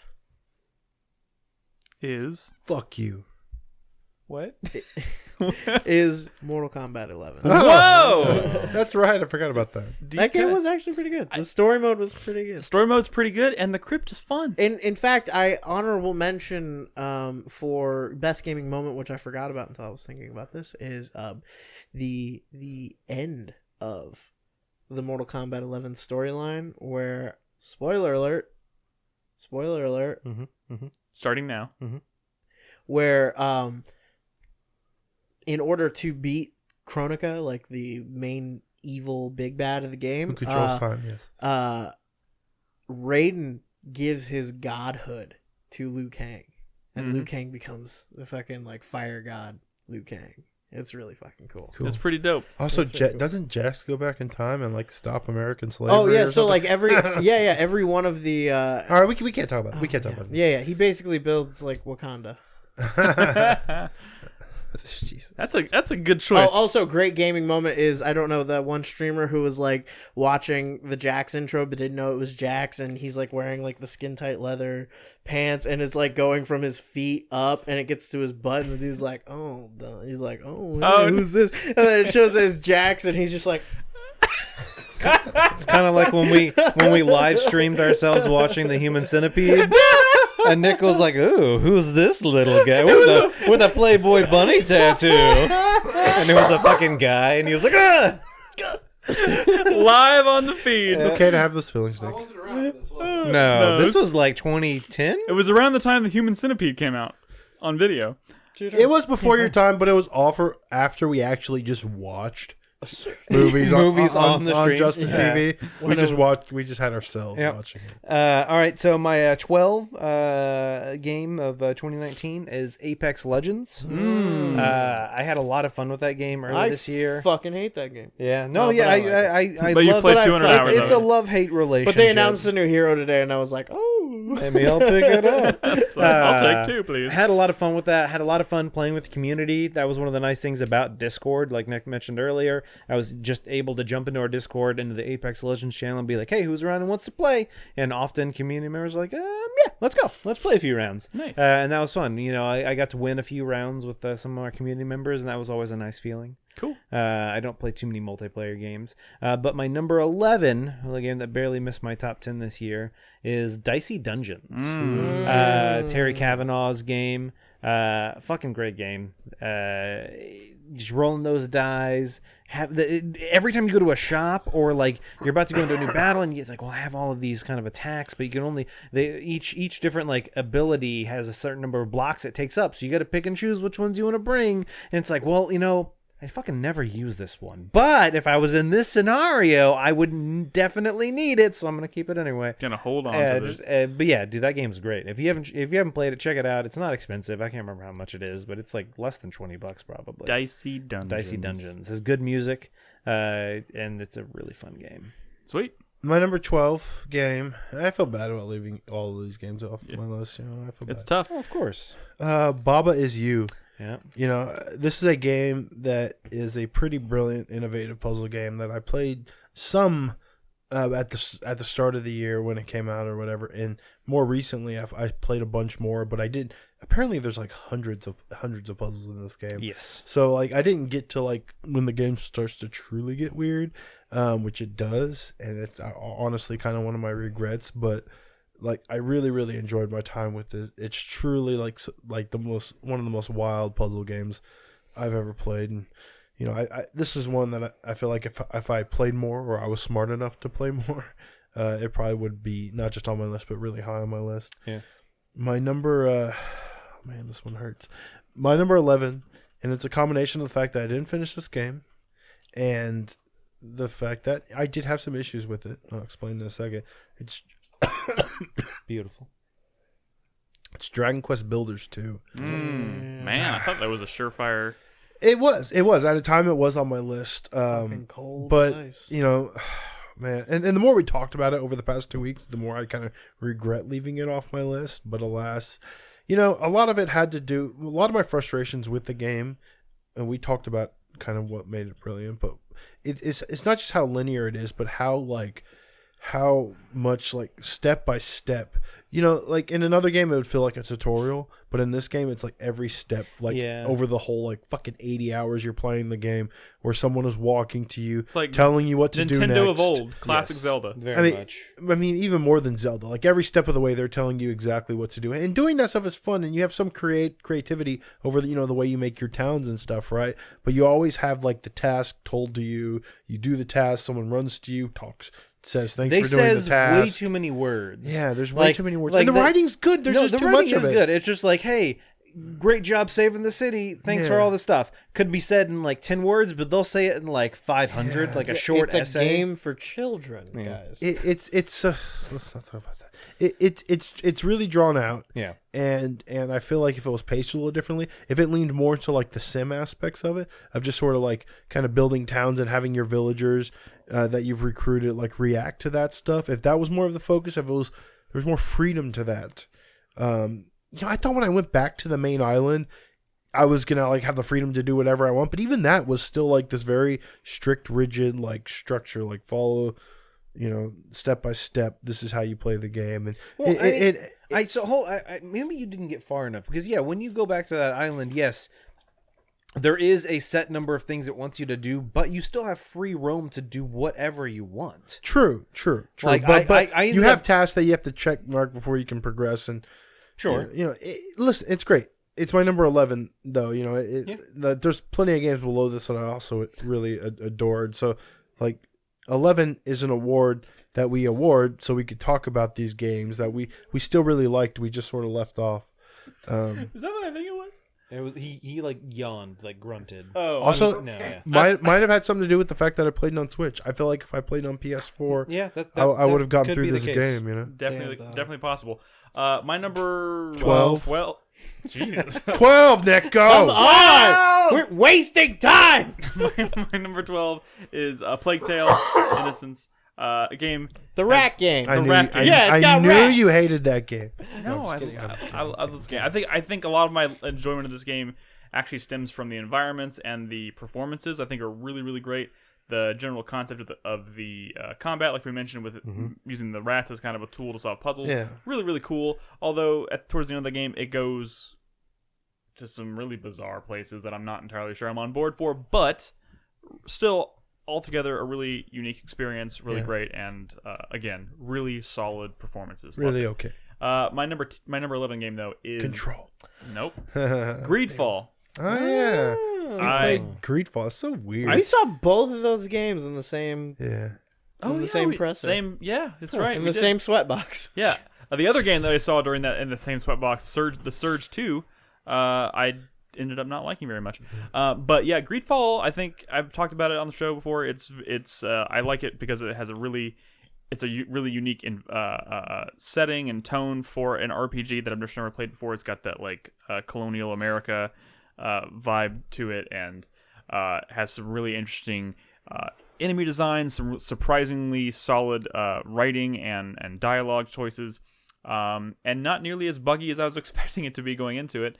Considering the source of the game, but just barely missed my list because there were a bunch of other games this year that I think were altogether a bit more polished and more ultimately enjoyable. But yeah, Greedfall is still a really great experience, and I do plan on going back to finish it, but who knows when that will happen. But yeah. Any 13s, 14s, and 15s? No. The Beast Inside. Honorable mentions. No. That's top. That was my honorable mention. There's no honorable mentions. That's a joke. Oh, okay. Well, fine. No honorable mentions. My Guys, honorable mentions. Cadence that Spiral. puts a bow on 2019. We're going to take a quick break, and when we come back, we're going to have... Wait, before we go to this break, let me set it up. Okay, go for it. We're going to hear some tracks from my soundtrack of the year, a game I played this week. This week. We'll do yours next. Sayonara Wild Hearts. All right. Finally got around to it this week, and the music is really great. I mean, the music isn't something I would normally listen to outside of the game, but in combination with that game experience is kind of like something special. You got to play the game at the same time you listen to the music, but here's some of the music anyways. All right, cool. And again, like I said, when we come back from the break, we'll be doing our Game of the Year, or Games of the Decade discussion, where we're going to have 6 categories dedicated to Games of the Decade. So don't go anywhere. We'll be right back.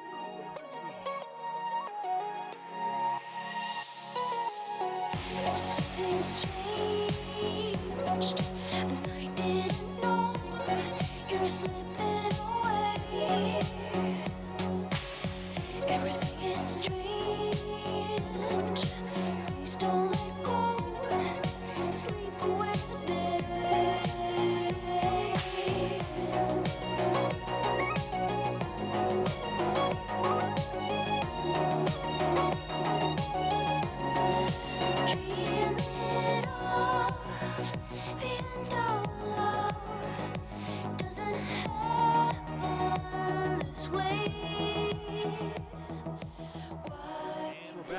Welcome back to the show. Thank you for sticking with us for our 2019 awards. It is time, though, to have the discussion. It is the end of a decade. The talk. 10 years of video games. This is the first time we've ever been able to have this discussion because, decade. It's been 10 years. This doesn't need much setup. Yeah. Games of the decade. We have 6 categories tonight that are going to be formatted similarly to how we did the 2019 awards, except this time we're going to be doing one winner, followed by any honorable mentions we want to rattle off. Okay. No runner-ups necessarily. And we're going to snake it. Nick, go. Where's the snake start? Because Chris Davis is participating in this one. It starts with Chris, and it goes to Chris, and it goes back to Chris. Are you comfortable with that, Chris Davis? Okay, sure. All right. Chris Davis, you're going to start us off with our first category for the decade, which is Best Narrative of the Decade. What's your winner? Oh man. Just say it. We've made a mistake. Was he prepared? Are you prepared for this? This is one question that I have to ask about this. Is that are we talking about a singular game We narrative, said we or are we were- talking about like if there's a conclusion to a trilogy? No, a singular game. Singular game. Singular game narrative. Yes. Unless it's the final game, and you can talk about it. In Should we start at the other end? Yes, Crispy, go. All right, No, wait, what? I mean, I have an answer. Okay, what's your answer? I think that Mass Effect 2 Okay. is self-contained is probably That's a good one one. of the best stories of the decade. I would absolutely agree with that. Also, I would say Life is Strange. Wait, You can't say two. what's your winner? That's an honorable mention. Oh, you could say your honorable mentions. Yes. Yeah. Life is Mass Strange. Effect 2 was his winner. Okay. You want to say a few sentences on that? We're not in that much of a hurry. God mean, damn just- it, Brad. You get 2 sentences. Just bringing all these characters together on this mission that you're dreading, but at the same time, like you're so excited to go on. Oh, I was so thrilled. Yeah. Oh, and just the relationships that you build between your characters, it's so good. I got it's so 'em all fucking through. good. I got him all through. Okay. Yeah, same here. It's fantastic. All right. Nick. My winner. Should we start with honorable mentions and then Oh do our my winner? God, Nick. Son of a bitch. Say your Winner. My winner for best narrative of the decade is Red Dead Redemption 2. Ah. Okay. I think it's a relatively new entry, but you know what? That game, Arthur Morgan was great. Arthur Morgan's incredible. His journey is incredible. The way it ties into John Marston's story, I think, is incredible. Just that through line that began with Red Dead Redemption 1, which didn't quite make it the cut for the decade, or did it? Was it 2010? 2010. May Okay. 2010. Yeah. So these two games kind of bookended the decade. But Red Dead Redemption 2 is just I think it's kind of a masterpiece in terms of storytelling and character development and all that stuff. Great supporting cast as well. I reference, if you want to know more about my thoughts on it, I'd say go watch my Game of the Year video from last year. It was my Game of the Year. It's absolutely incredible, full of incredible emotional moments, really well acted. Also, I could watch behind the scenes stuff on that game endlessly. It's so good. honorable mentions, Nick. Oh shit! The Last of Us, I think, has to be mentioned. It's absolutely incredible. Two of the best characters of the decade, I would say as well. Might come up again later. Oberdin, Return of the Oberdin, kind of in the way I feel about Disco Elysium, and then it's just a really creative. I thought we weren't saying a bunch of stuff Yeah, about yeah, yeah. honorable We- mentions. You are talking so I much. hate all of you guys. No, it's We're all- not. I'm just saying this is that- going to end up being a 20-minute segment. The problem is you're if doing it. if we go into a bunch of detail about honorable mentions, one of those honorable mentions might be someone else's winner. That's true. Yeah, that's true. I just wanted to say I think Oberdin is special in the same way Disco Elysium is special because of the way it tells its story. Yes. Because it's best narrative of the decade, not just best story of the decade. And that's sort of what I was thinking about The way it weaves its story. when I chose my winner, which is Gone Home. And the reason I like Gone Home is because of the way that story is told. It gives the agency completely to the player. You go into this house on a dark, stormy night, and you're kind of reading all these, like, you know, notes and diary entries and stuff, and you're kind of figuring out the story on your own. It's sort of the idea of when you kind of find like a corner of a room in like BioShock, right? What do they call that when like the environment tells the story?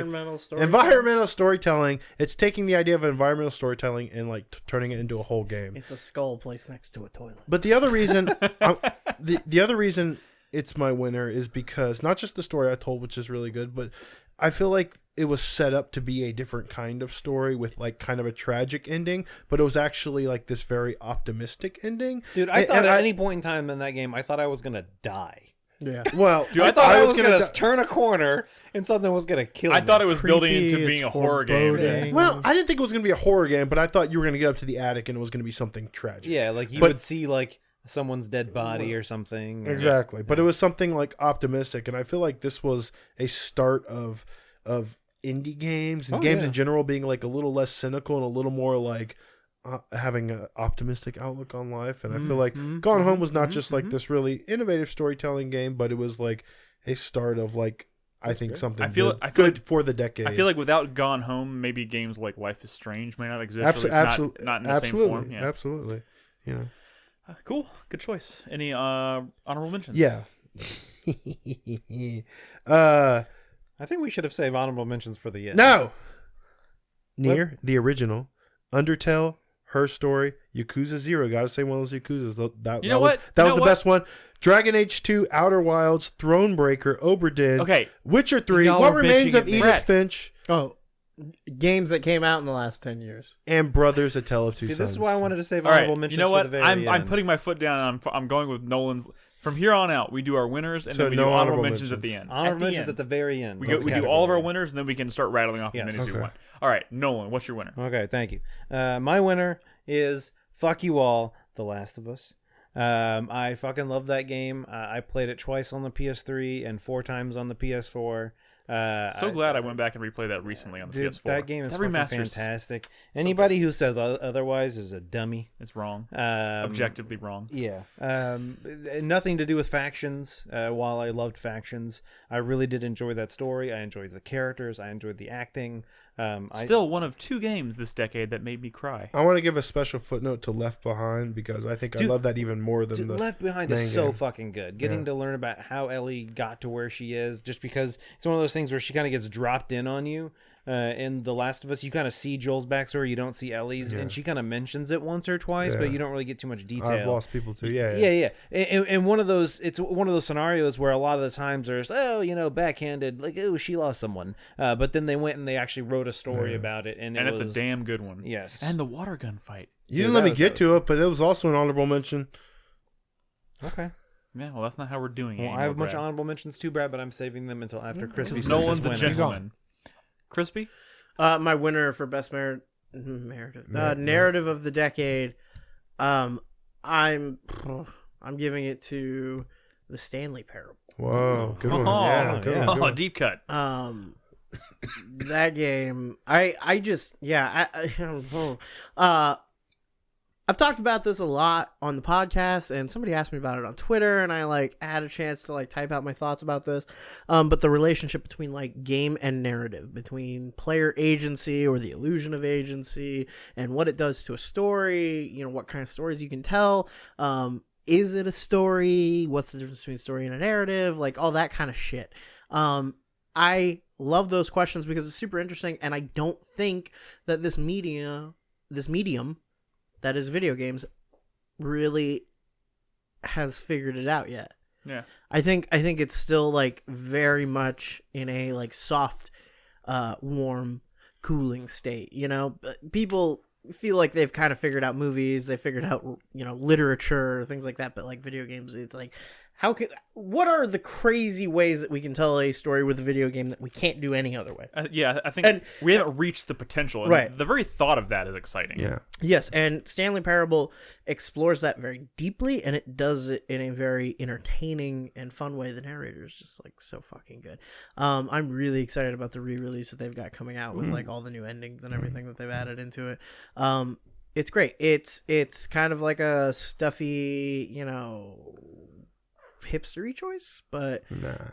if you were the kind of person that's I'm not really into walking simulators, blah blah blah, this is the one you should play. Well, I'm into walking simulators. I should play this because it's one that I missed. Honorable mentions now. Yes. I'm going to give one to The Beginner's Guide, which is another kind of up that same alley as Stanley Parable. It's a game about games as a medium. Same person. Man, right? Yeah.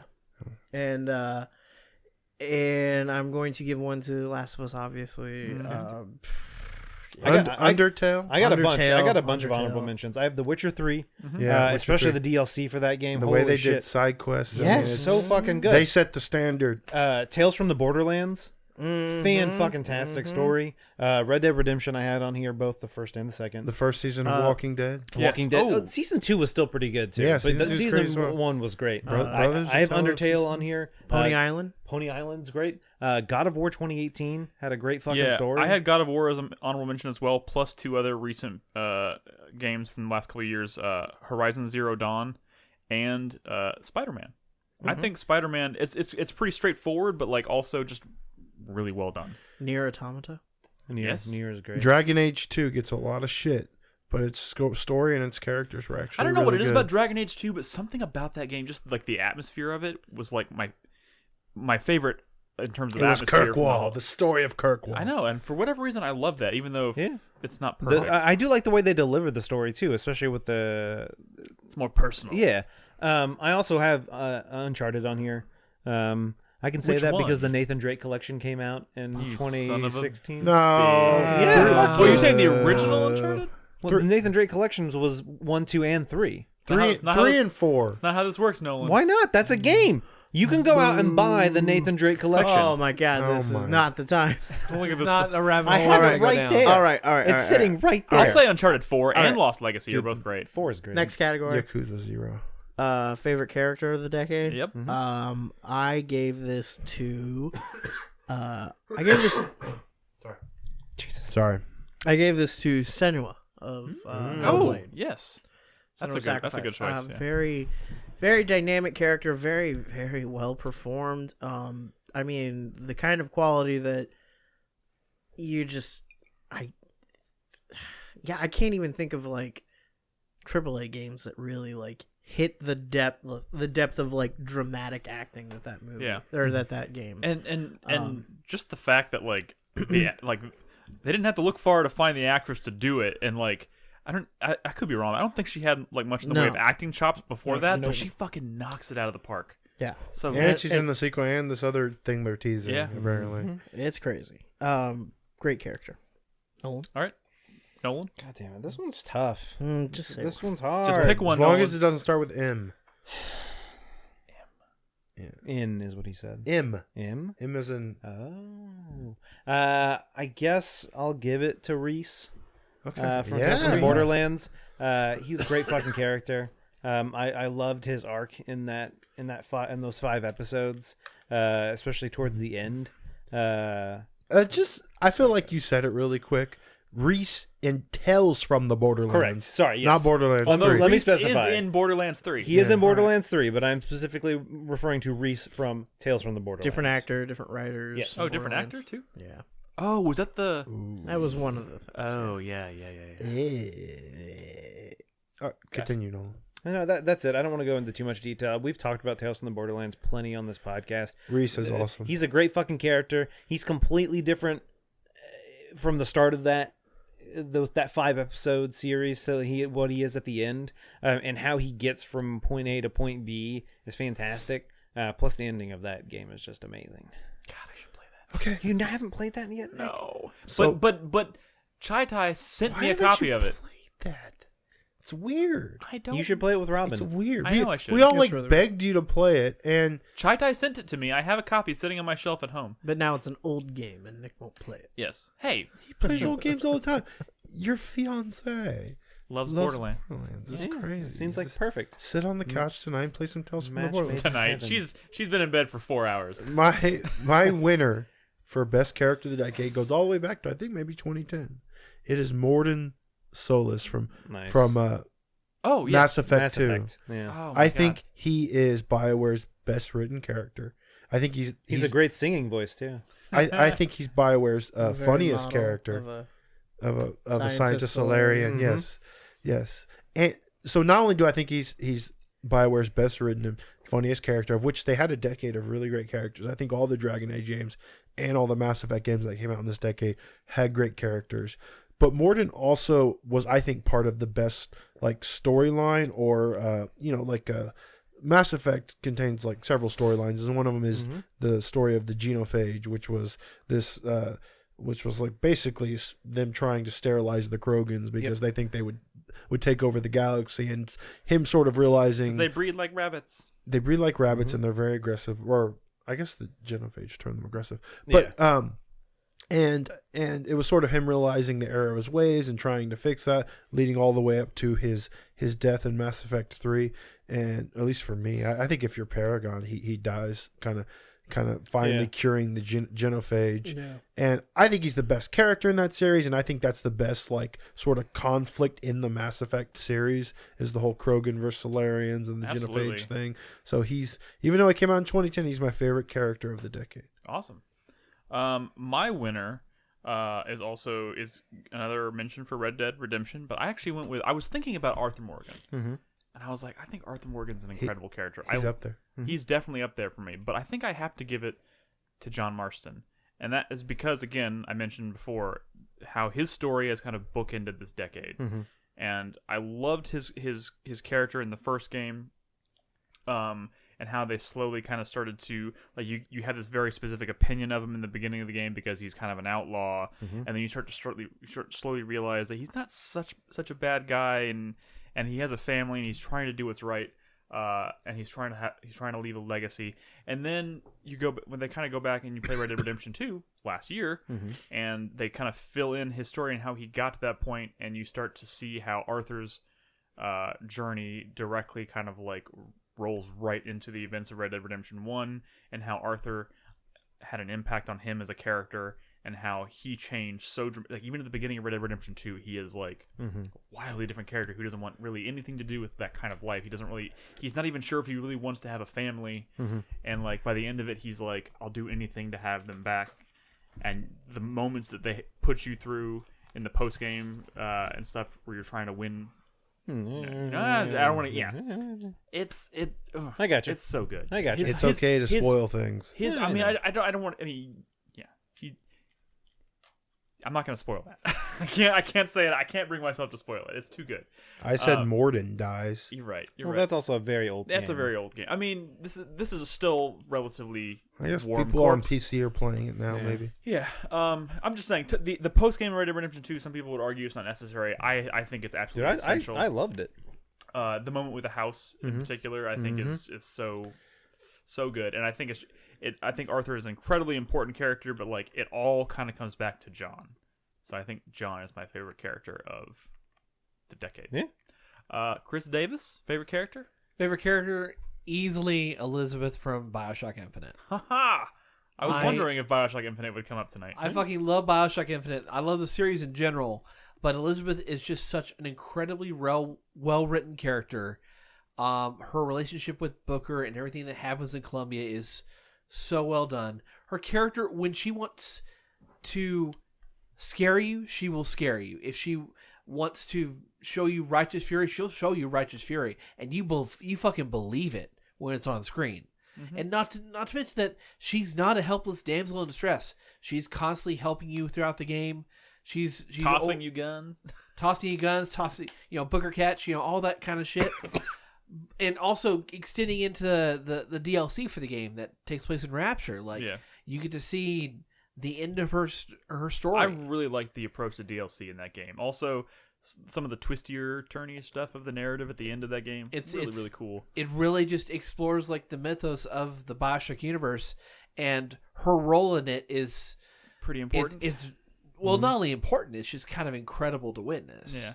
So I picked up that HD collection for BioShock like a year ago or something, and I kind of want to go back and play all three of those games again, but like I'm kind of most interested in returning to Infinite just because it's the one I think I remember the least of, even though it's the more recent one, which is strange, but I do remember her really, really enjoying that game when I played it. You should go back and play it, man. Honorable mentions, I just have a few. They're all ladies here, I noticed.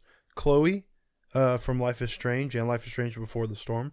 Specifically Ellie from The Last of Us She's an honorable and mention Left for me. Behind. Clementine from the Walking Dead series. Yep. I didn't play that final episode, but just in the ones that I did play, you see the growth of her character is really amazing. And Maeve, Queen of Lyria and Rivia.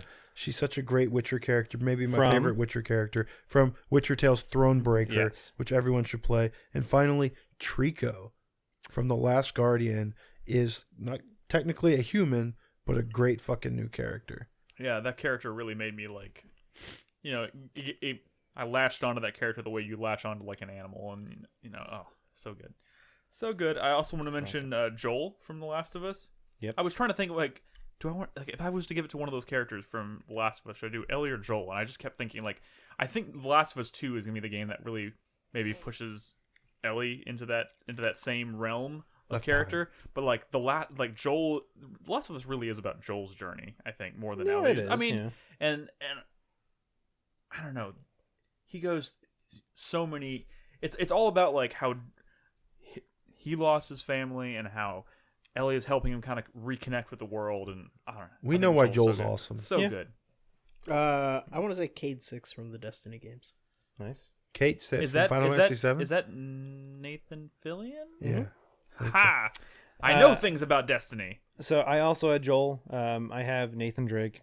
He's fantastic in Uncharted 4. What about Chloe from Lost Legacy? Yeah, Chloe's great. I have Joji. Anyone know Joji? Joji. Yeah, from Papers, Please. Yes, Joji from Papers, Please. What a great fucking character. Oh, it's true. Dude, Yes. just the first time you see him and he walks up with a fucking passport that's written in crayon and it's just like a fucking drawn photo of him, Joji, and he's just so desperate to fucking get into Arstotzka. That's a great fucking, and he just keeps coming back with like better and better. Okay. Cobra Stan. Also, you mentioned Uncharted. I think Nadine was Nadine was an good. incredible character, especially given what they added to her with Lost Legacy. I think Lost Legacy in general, I think, is kind of an underrated, or at least it fell off the radar. Would you fairly say it's quickly, a I think. Jimmy? Hey, I wouldn't call it a I- Jimmy. I would Georgie? also- Was it yeah, Georgie, sorry. Georgie, not Joji. Georgie. I would also like to point to Talizor Vos Normandy. all right, let's okay. move on. Also, Commander Shepard. That's not a new character. Yeah. Although, And also, I'd like to say B.J. Blazkowicz. I think think the he new was- Wolfensteins. Yes, for the new Wolfensteins. I think he's kind of remarkable. The way They they made him a character. made him into a character. Okay. That game very actually, emotional That game character, actually too. probably has quite a few like smaller side characters that are worth remembering from this decade. Legion. All right, Remember when BioWare was good? which Right. side are we on? Crispy, are you the one leading the? No, Chris Okay. Chris Davis is next. Chris Davis, go. Next character or next category is most underrated game. Of Underrated game. Most underrated game. Mm-hmm. Well, Wow. for me, Wow. well, it's a game I've actually mentioned a couple times tonight. The but Division? A couple times tonight. You just I would Mass say Effect 2. Cyberpunk Bartending Action Valhalla. oh. I think that is it's at the end of the day it is a visual novel, but the writing is fantastic. The characters are so well done. The stories that you get from certain characters are absolutely hilarious.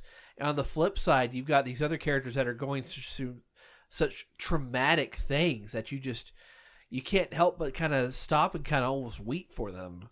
I'm gonna be Everything going on in there. I'm gonna be honest, Chris Davis. I'm kind of surprised you didn't pick this for your Jimmy.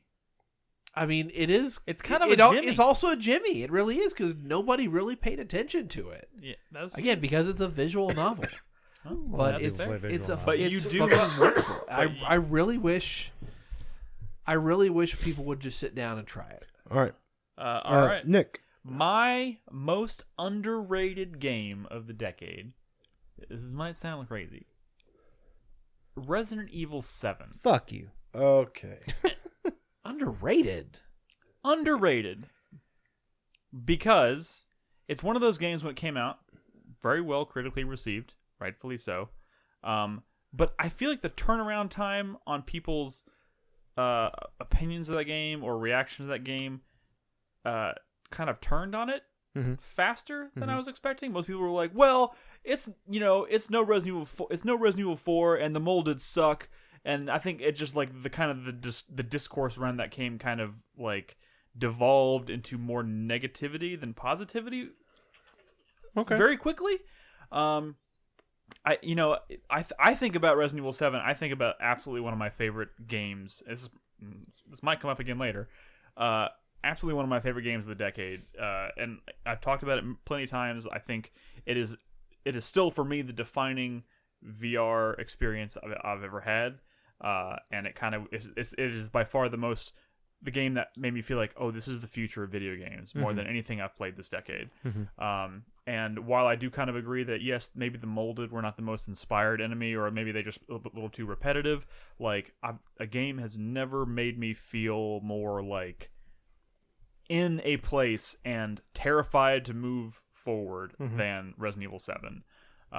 Especially because I played it from start to finish in VR. I felt like I was in it, and there was I couldn't just turn my head. And, Yeah, like, you couldn't look I away. couldn't look around the room and be like, okay, I need to pause for a second. Like I was always in it. And so it may be kind of cheating because it was well critically received. It did sell like gangbusters, but I think at the end of the day, it's just kind of like public opinion of it. Maybe not all people, but generally speaking, kind of turned on it faster than and I think people dismiss it even when they start thinking about like what's my favorite Resident Evil game, and I think too many people dismiss it because I think it's one of the most unique experiences of the entire franchise. Cool. This one's tough for me, especially because we eliminated the runner-up. Y'all kind of caught me off guard with no Well, runner-ups. same here. Man, I guess that's Chris Davis's fault. Yes. If you think about it. Just say your winner. Fuck Brad. you. Well, nothing's bolded here.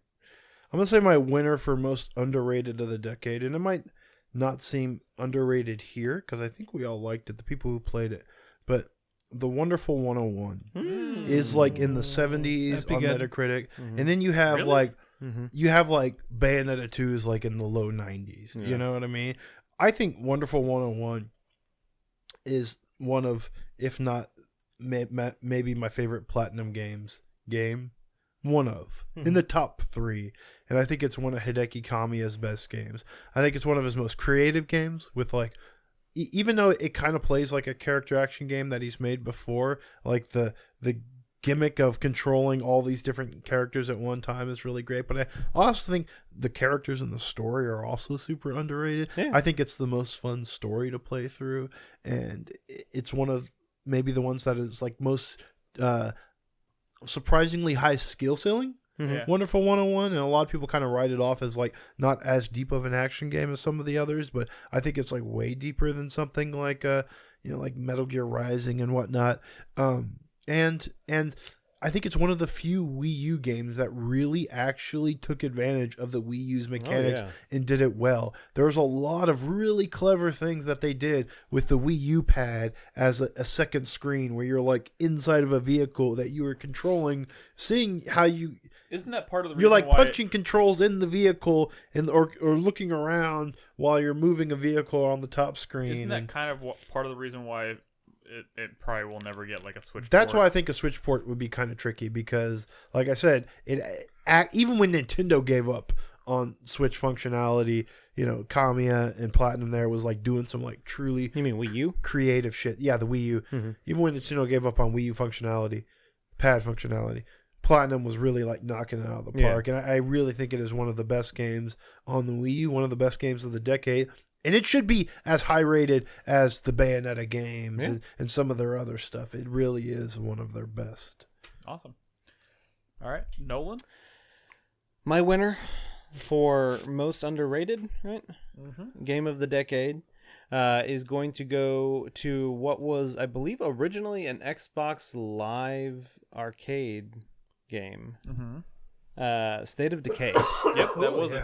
Wasn't that a Summer of Arcade? Yeah, it was a Summer of Arcade game. Yeah. The original State of Decay. It's one of those games where it sucked me in. It got me hooked. I think it was a great take on that. It kind of came out when zombie games were getting Stale.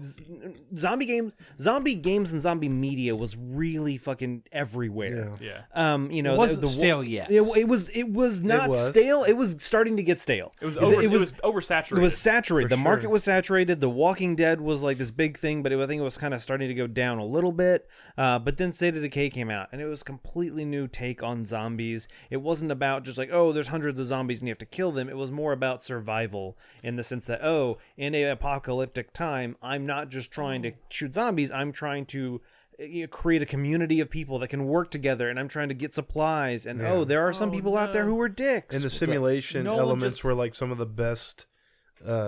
Nolan just said the survival word, and I realized like I'm living in a post Subnautica world where I'm suddenly like in love with the survival genre, and I'm wondering, should I go back and play State of Decay now? Dude, play it. Dude. It's not that same type of survival game. It's a different Subnautica's type. Not really a survival game, but what Like kind you're of managing a community, and you're like You are, gathering yeah. resources. That's my shit. All of a sudden, you're low on food, so you got to go and get food. I did like their whole kind of system of like reputation.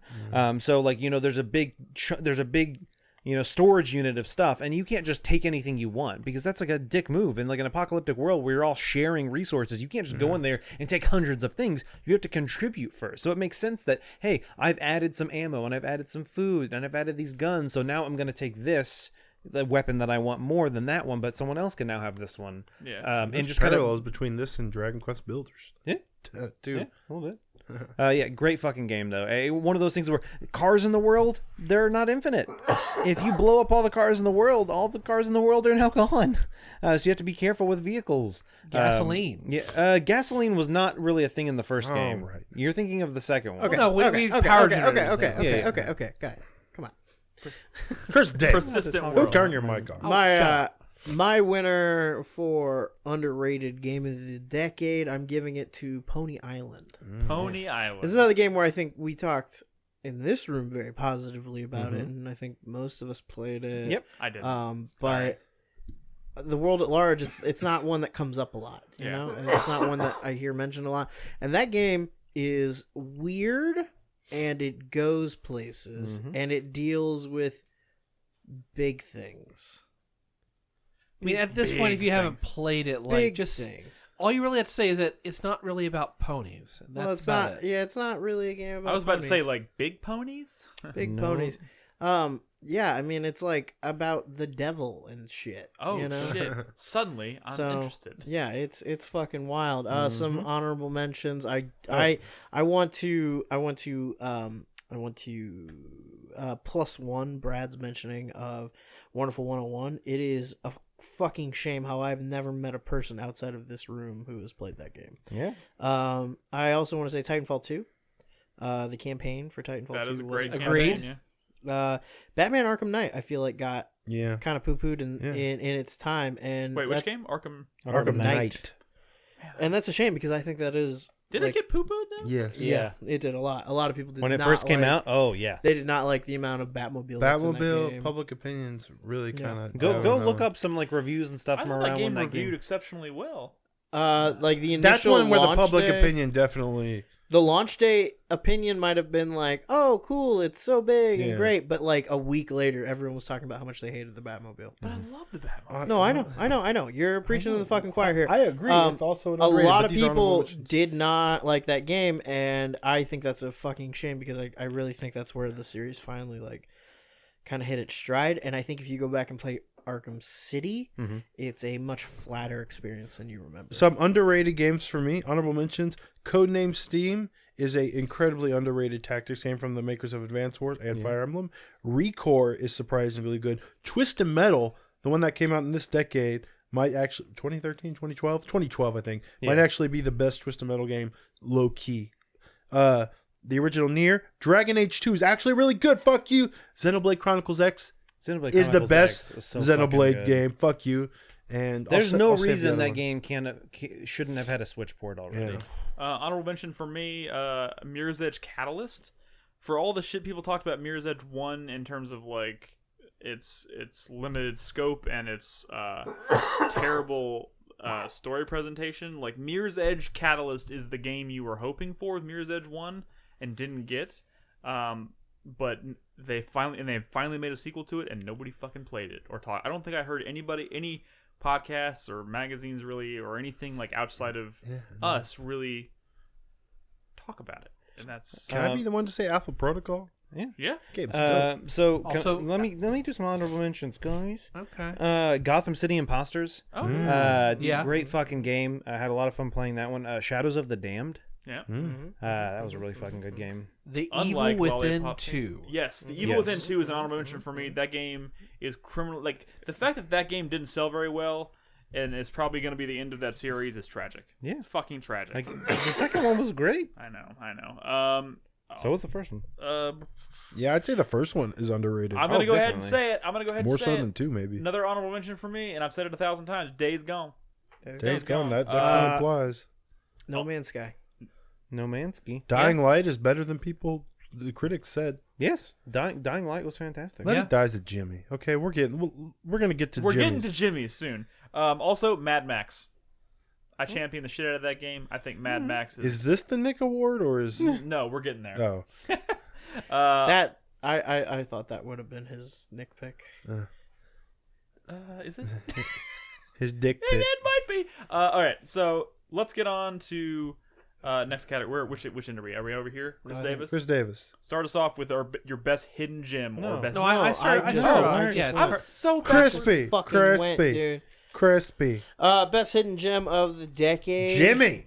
the Jimmy, I'm giving it to Return of the Obra Dinn. Yeah. That game is incredible. And a game that I when I do And I'm people gonna give talk an about it, honorable mention right now because I don't want to get drowned out later. A runner-up, if you will. Naissance. What? Naissance. Bless you. What? It's from 2014. What? It is a atmospheric exploration and puzzle game. That is legitimately the first game I've heard tonight that I've never heard of. Wait, I may have actually played fucking this. wild. I mean, it is a very hostile game and it's difficult and it's like one of those things where it's really easy to get turned off. But like when you see it and like you kind of like Is it like a weird light? I have played this game. and you kind of like read like I read a little bit about like the game designer, like what he was like going for and like what his inspirations were, and like when it kind of like clicks, it's That's a Jimmy. it's really interesting. It's Deep really cut. interesting. That's definitely a I call those deep Jimmies. A deep Jimmy, Yeah. Jimmy. deep in the Jimmy. Nolan? Don't just Google naissance. Include game. Oh, it's naissance with a capital E at the end of it. Gotcha. Naissance is French for birth. Yes. So you're just gonna find a bunch of babies being born. Just type in French birth game. Oh, man. An uncut Jimmy. I like that. All right. So my winner for best hidden gem of the decade is probably gonna go to VVV. Yeah. Yes, Terry Kavanagh game. I just mentioned a Yeah. Terry Kavanagh game earlier. I love I don't think enough people played that game. I don't think people understood what it was. I want to hear Terry say the name of the game so I know how to actually say it It's properly. 6 V's. It's 6 V's. And it's great. But does he call it VVVVV or does he call it V or V? Okay. Or what is it? I mean, I'm V's. genuinely curious myself. Well, I mean, the 6 V's stand for all the characters in the game. The 6 I don't want to say astronauts, but Doesn't they're he kind of call Yeah, I understand. they're that, on a but- ship, and all their names are with the V. So it's essentially an acronym for all their names. All right, we get it. Let's. All right. Just wanna know. What are we on? Hidden Gem of the Decade? Yeah. Yes, Brett. My runner-up is Puppeteer, but my winner is Legend of Grimrock 2. I think this is one of the best games of the decade, period. And like no one's, I don't even think I could get people here to play much of it. I bought it. It's on my. It's there. And it's like one of those games that I'm like. Look at my eventually, Steam. I'm gonna get to it. I played like an hour of this game, Brad. I played like 20 minutes. So both Grimrock games came out in this decade, and I think they're both like amazing hidden gems. But the second one, I think even less people play, like decidedly so, less people played, and that's such a shame because it really is one of the best RPGs of the decade. Total hidden gem. Trust me, play this game. It is really fucking great. I'll play it before next week. I've talked a lot about it. It was my second favorite game of that year. So just look at my 2015 top 10 video, and I'll talk a lot about it there. I'll talk you into it there. Yeah. Nick? I'm glad no one mentioned my winner. My winner, For hidden gem, Hidden Jimmy, Red Dead 1. Binary Domain. Ooh, that's a good one. Yeah, this is a good Dude, hidden gem. I didn't even know you played that. Yeah, I played it. I beat it. Man, that's an uncut Jimmy. It's a uncut Jimmy. I had to remind myself today. I went and just Googled. I was like, I think I remember loving this game. So I went back and I Googled just random gameplay of Binary Domain. Popped in it, and I watched like a 20-minute thing today, and I was like, this game, I'm watching this game, and it looks rad as hell. And part of it included a cutscene, and I was like, I was like, oh shit, this is dope. It's like I watched the scene where they realize like the general in the room is a robot, and he doesn't realize he's a robot. And I was like, that's shit, a cool scene. Yeah. This game has some good He's shit. a Cylon. This game You has played some... Binary Domain? Remember it had that overly ambitious like voice communication yeah. that didn't work at all? It did- it but was it was horrible. hilarious. You could be like, fuck you. You'd be like, shut up, bitch. Yeah. It actually respond to stuff Yeah. like that. Dude, that game is so not. It's just the feeling of like just unloading a machine gun into a robot and watching all like the pieces fly off of it. Oh, I think I have it right. it's so good. It's so good, and the story is rad. And like it's super over the top, but like rad. That's funny. I thought you were gonna say puppeteer because it's like unbridled charm. Nick didn't play Puppeteer. He's trying to. This is him working his Brett, fucking. you could have fucking said Puppeteer later He did. after Chris Davis He went. He already said it earlier. twice. No, I was just asking Nick something. When did you say I never Puppeteer? played Puppeteer. Chris Davis. I thought he did. What's your winner? Easily. Shadow Tactics Blades of the Shogun. Yeah, there you go. That's a good That's one. a good So one. fantastic little isometric stealth game where you're leading a a band of a samurai, a pair of ninjas, a beggar who's actually a thief, and an old man who turns out to be a fucking expert sniper in the Shogun era, for the Shogun to take out a rival that's building up an army to take over Edo. And it's just such a well-written story. It's such a fantastic challenge. The game just challenges you so much. Is this like a top-down, like... Yeah. It's an It's a isometric little game. people game. You like it, though. The idea, It's good. the idea is that the tactics where you can see enemies' vision codes like in a Metal Gear game, you know, things like that. But What's the full title? The Shadow Tactics what? Shadow Tactics: Blades of the Shogun. Yeah. You want to hear an Uncut Gem honorable mention? Uncut Jimmy.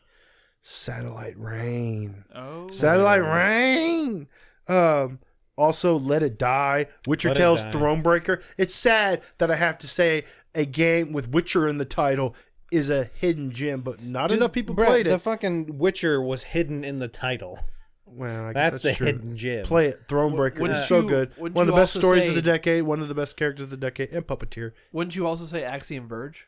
Well, no, I mean that actually So- is a pretty high profile indie. Astrobot. So yeah, Okay. Astrobot. So I was gonna bring up Frostpunk, a little Crocus, Crocus, Corcus, Corks? Corks. Lil- I can't read from over here. It's Lil Corks. Little Corks, thank you. I can't the angle I'm at. It's hard to read it. Brought up Frostpunk. Frostpunk's a great one. I have Dust and Elysian Tale. Yeah. I don't think enough people played that game. That was Yeah, another that's a really good excellent- Metroidvania. Dust is fucking fantastic. Salt and Sanctuary. Yeah. That's a good one. Yeah. Not enough people play that. For as many Souls fans as there are out there. Scapegoat 2. The Turing Test. Surprisingly, not the first time Scapegoat Test is came up good. tonight. Yeah. I'm gonna go. Is the Talos Principle considered a gem? That you know what? Yeah, I would say so. I would say that is a damn good hidden gem. All right, cool. Stanley Parable. Like it's a shame more people didn't play the Talos Principle. Stanley Parable was really successful. I got a few to rattle off here. Hyperlight Drifter. Hyperlight Drifter. That's been on my list for a long time. I actually have a physical copy of that, and it's calling my name. Velocity 2X made my top 10 that year. It's a Vita game, and Yep, it is that's crazy true. good. I also want to mention Invisible Ink. Maybe that's not a hidden gem. I don't know. You know what? I would say that qualifies. Yeah. It's not one of the more popular Clay games, and it may be their best. Yeah. Also, Titan Souls, I think is a really cool. It's a boss rush game, but it's all like it reminds me of Shadow of the Colossus, but to beat every boss, you have to One you hit. have to do is land one hit, and it feels so good. One hit. Also, Majin and the Forsaken Kingdom. Wow. Wait, is that really this decade? Yeah, 2010. Wow. Wow. 2010. I looked it up today. You know what's a real hidden Jimmy? What? Scalebound. Oh Too shit. hidden. So hidden it Also, never came out. last one I'll mention: Little Nightmares. I don't think enough people played that game. I'm amazed it's getting a sequel. That game is so good. Grow home and grow up. 2 hidden gems. Get them both from Ubisoft. Believe it or not. Cool. Grow home and grow up. Also, Little Corks in chat mentions Ashen. I put that on my honorable mentions here I didn't too. I play forgot that to. one. I skipped over it. But all yeah, right. pretty good. All right. Chris Davis, you're gonna lead us in the award that was affectionately referred to originally as the Brad Award, but it's actually the most personal award, the most us award. Does that make sense? As in the most that is me. Yes. Yes, The most the Chris, Chris Davis Most award. Award. Chris Davis game of the past 10 years. No, not your favorite game. This is That's the next category. Yeah. This is the most Chris Davis game of the past as 10 in years. it's not going to get mentioned anywhere else because it's something that you love and only you love. Well, yeah. Kind of to an extent, yes. it's- Like no one else is probably gonna have this game on their list, kind of Yeah. scenario. For the amount of time that I put into it and the I know just what the this is. sheer amount of fun I had for hundreds of hours with my friends, just playing these maps over and over again. Payday 2. Payday 2. I was gonna say that. I yeah. thought about it. It- I was it's- like, it's gonna be the Division. No. But That's no, a good Payday. Chris Davis-y. Now, the Division I always really played alone. It was kind of a me experience. But Payday 2, running through those maps, playing with those characters and those ridiculous scenarios, facing down hundreds and hundreds of cops while I rob a bank, just being these fucking pure villains. It was so much fun. Not to mention just this fucking kick-ass soundtrack that had, bangers every fucking level. Bangers. fucking bangers, man. Are we talking like Doom bangers? They Oh fucking yeah, bop. They slap. they fucking slap. Payday 2 is like, it gets a lot of shit for just how much DLC it put out and how fucking shitty its support of the console versions was. Yeah. But at the end of the day, the amount that they put out since the game's launch is fucking incredible. No, and the they've supported the quality shit out of is it, yeah. surprisingly good across the board. All right. Are we interrupting Nick. you guys? It What? is, Brad. Oh, It is. okay. Wait, who just said my name? Nick, go. Oh. I really couldn't tell who said my name. What's the Nicky? The Nick Award. The Nicky Oh, of God. the decade. Oh God, this is a game I haven't been able to stop thinking about. Days Gone. I'm so ashamed of myself. Silent Hill Downpour. Wow, this is a Definitely good Nicky. Not going to be on anyone else's list. I love this series with all my heart, and I can't even. I think it has no right to be as good as it is, but like some of my favorite atmosphere in a series that is just it is known for like really thick, good atmosphere. I love the twist on it, how they took Silent Hill and instead of like covering it in fog, it was all about just like everything was it's raining all the time, everything is wet, and like the atmosphere is just it's so good. But like it was one of the first games in the series where I felt like it was like truly kind of open, where there was a lot of stuff to explore. I think a lot of the other ones, while they were kind of open, you can wander around the streets. It was kind of like there was very few places like doors you could actually go into and like explore buildings. But Downpour, there's so many places you can go to, and you can find all these cool side quests that kind of like develop and tell more about the town and stuff. And it's also, in my opinion, probably my favorite like story, like isolated story in Silent Hill since 2. 2, I think, obviously is still the gold standard of that series, and it's incredible. But like the story, it's so good. I don't know. I don't want to go into too much detail about it because I know y'all don't want to hear it. But it's one of the best stories in the series and some of the best atmosphere in the series, and one of the first times the series has felt truly open.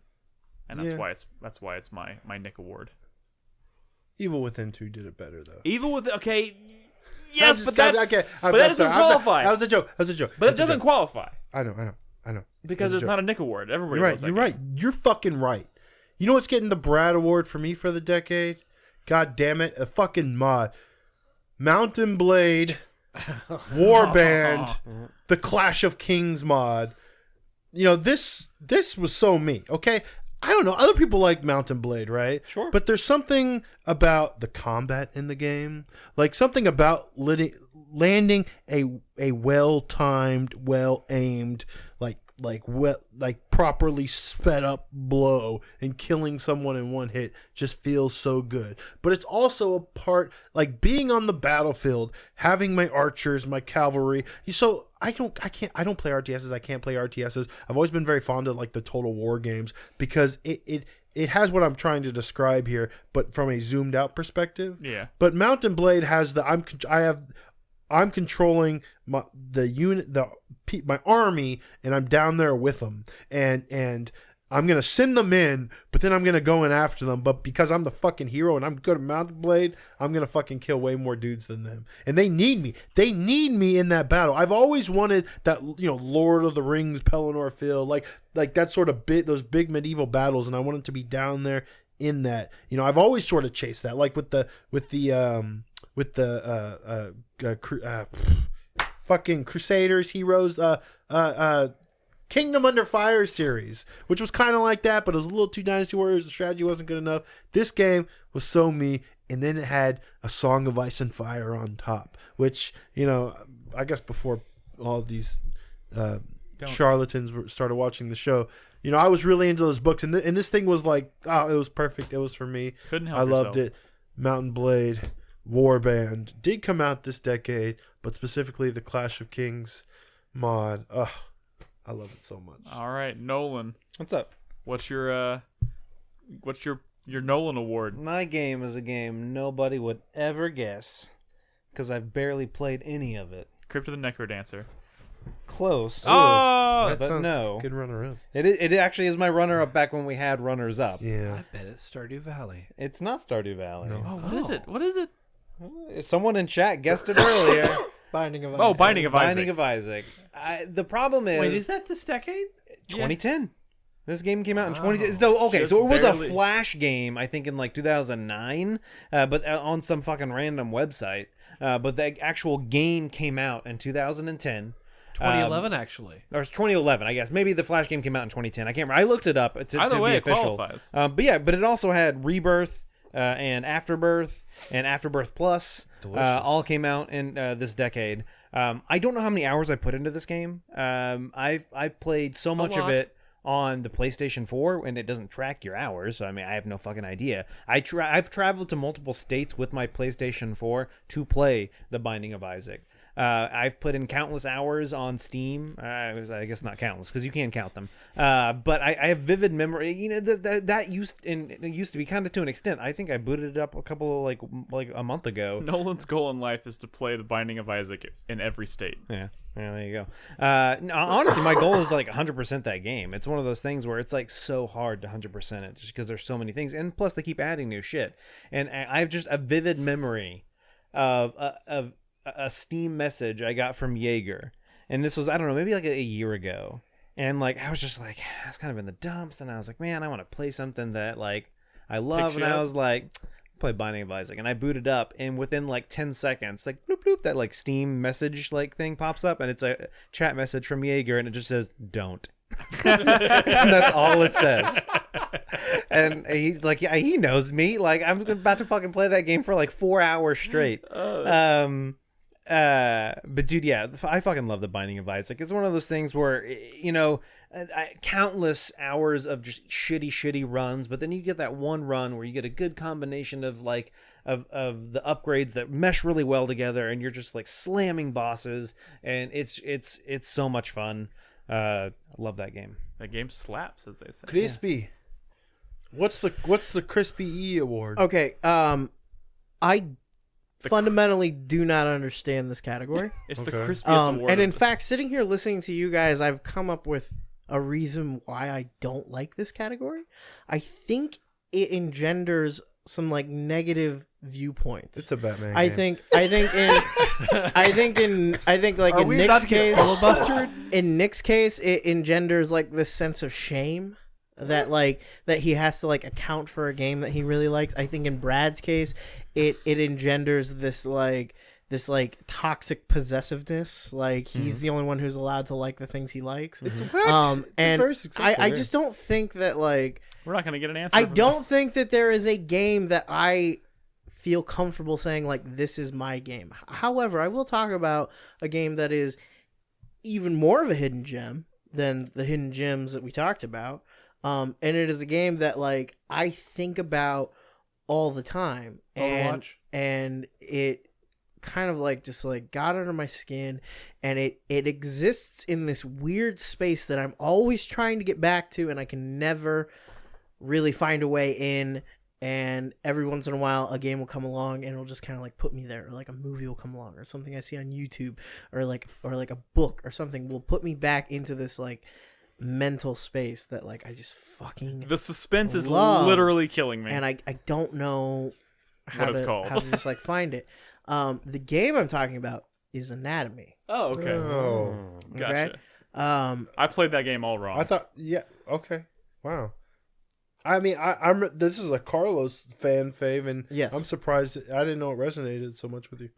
Yeah, and it's like, yeah, I mean, like the whole idea of like, oh well, I can't say this game because it's a Carlos game because Carlos is the one who told me about it. Fuck It's like, man, Carlos. I don't fucking care how a game comes into my life. I don't own any of these fucking games. I'm not the only one who likes these games. I don't like this category. I hope it doesn't come back next year.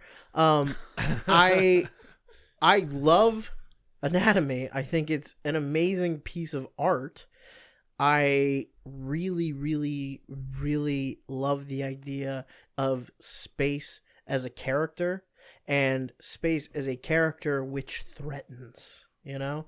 The idea of hostile environments, but not not like you're going to die of exposure kind of hostility, or not like an environment that holds threats for you, but like an environment in which your very presence is like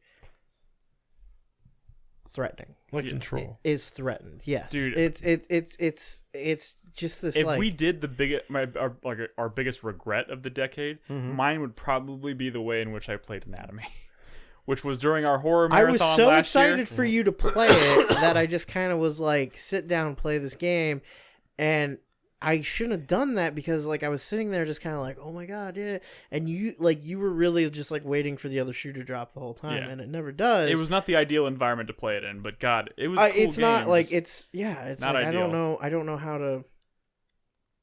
That's the problem, is like so much of like what is interesting about that game and what is interesting about the things like it that I enjoy is very much like headspace. Like I feel like it's not the kind of thing that you can go out and look for. I think it's like something that just has to like find you, and it finds you at the right moment, and that's just like, you just have to be like open to it, you know? For sure. And I kind of just like was like, here, Nick, sit here, play this game, and I locked you in the room, and you were like, I don't understand why you like this so much, and by the end of it, you were just kind of like, oh, that's it. Well, I mean, I can just imagine if I had played it at home with the lights out by myself, with my headphones on, it would have been an entirely different experience. That is my real true to heart answer to this category. Now, my like You don't have to be a my jerk about it. answer that's like what I think I should have, like what I think the expectation was, would be Overwatch. Yes.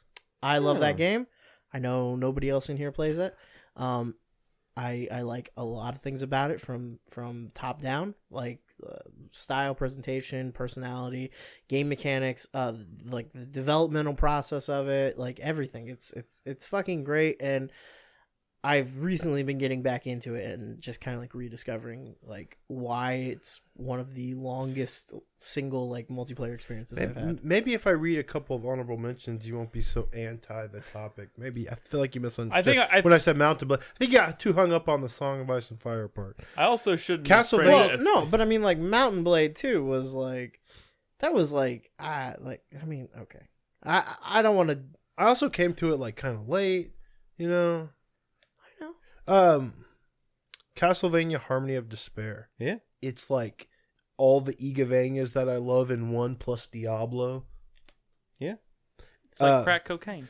This game called Cart Life. I don't even know if you remember me talking about I Cart played Life. Cart Life. I remember Cart Cart Life. Life was a game that was so like affecting on me. I just had to stop. Like it's one of the only games I can think of that just hit me in a place so personal that I couldn't keep going, even though I think it's one of the most brilliant games of the decade.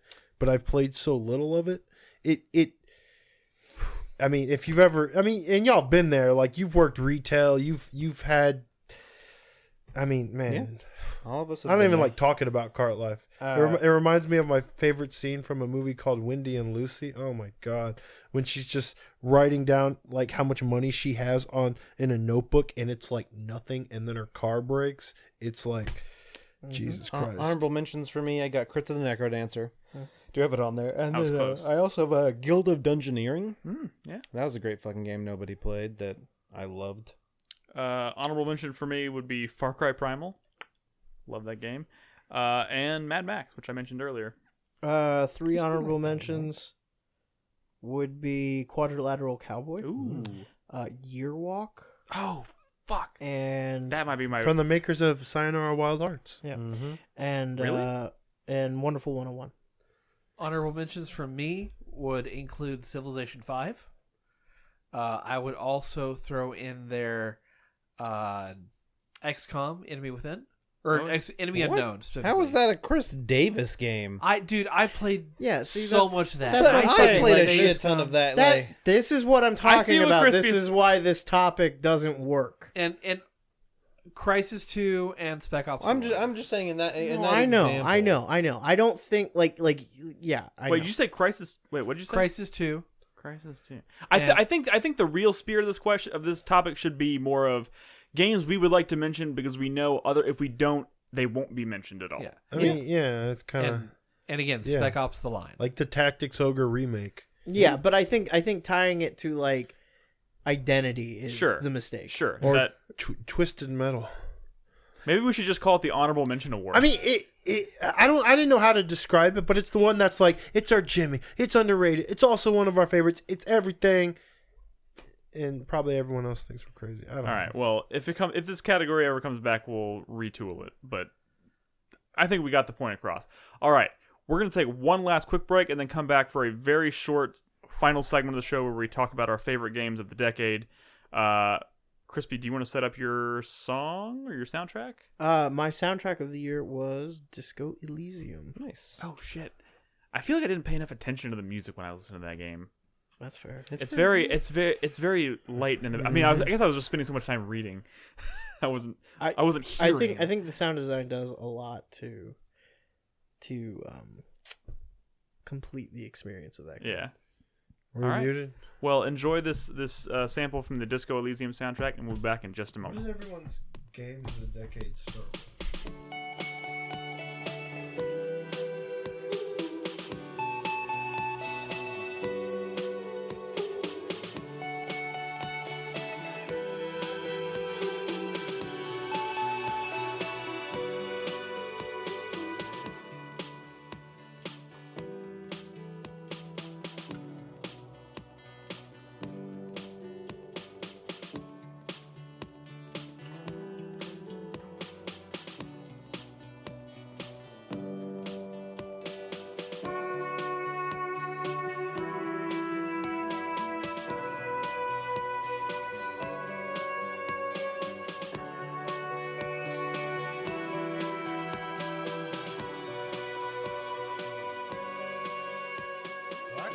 My game of the decade is Pix the Cat. When did Jericho come out? 2007. Damn it. Why do you know that? I don't know. I could be wrong.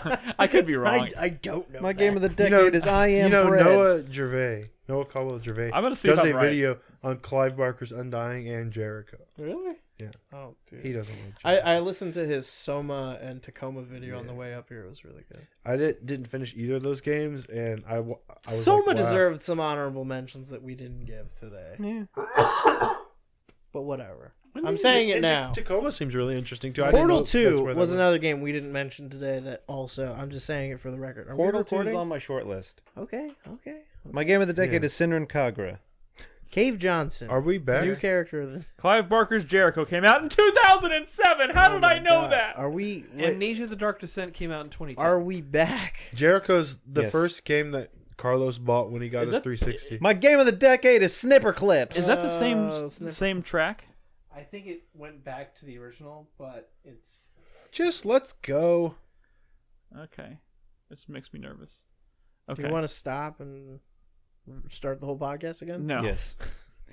That's fine. I'll figure it out. Are we We ready? have the archive.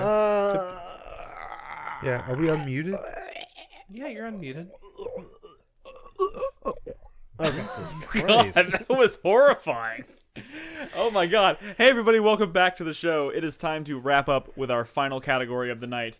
This is going to be a short segment, but we wanted to save this for last. Obviously, it is time to talk about our favorite games of the decade.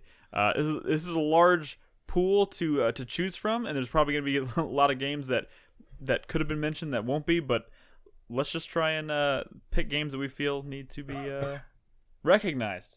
Crispy, would you like to start us? No? Yes? Yeah, No? I do. Okay. I do. All right, just rip the Band-Aid off. I want to preface this by saying that, like, I hate all of you. this game... Yeah, I hate all of you. I'm never talking to any of you again. I'm done. No. This game has been talked about to death for good reason. It has kind of, in a weird way, changed the way we talk about a lot of games. Oh, yeah.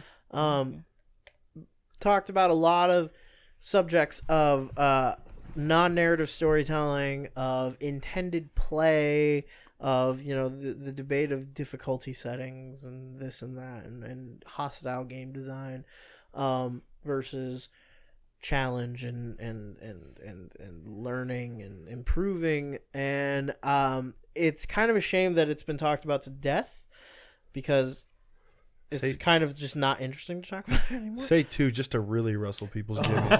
Yeah, 2 is that should have been on an underrated game. Like, 2, I agree. 2 is so good. And Say the name of the game. My game of the decade through the 2010s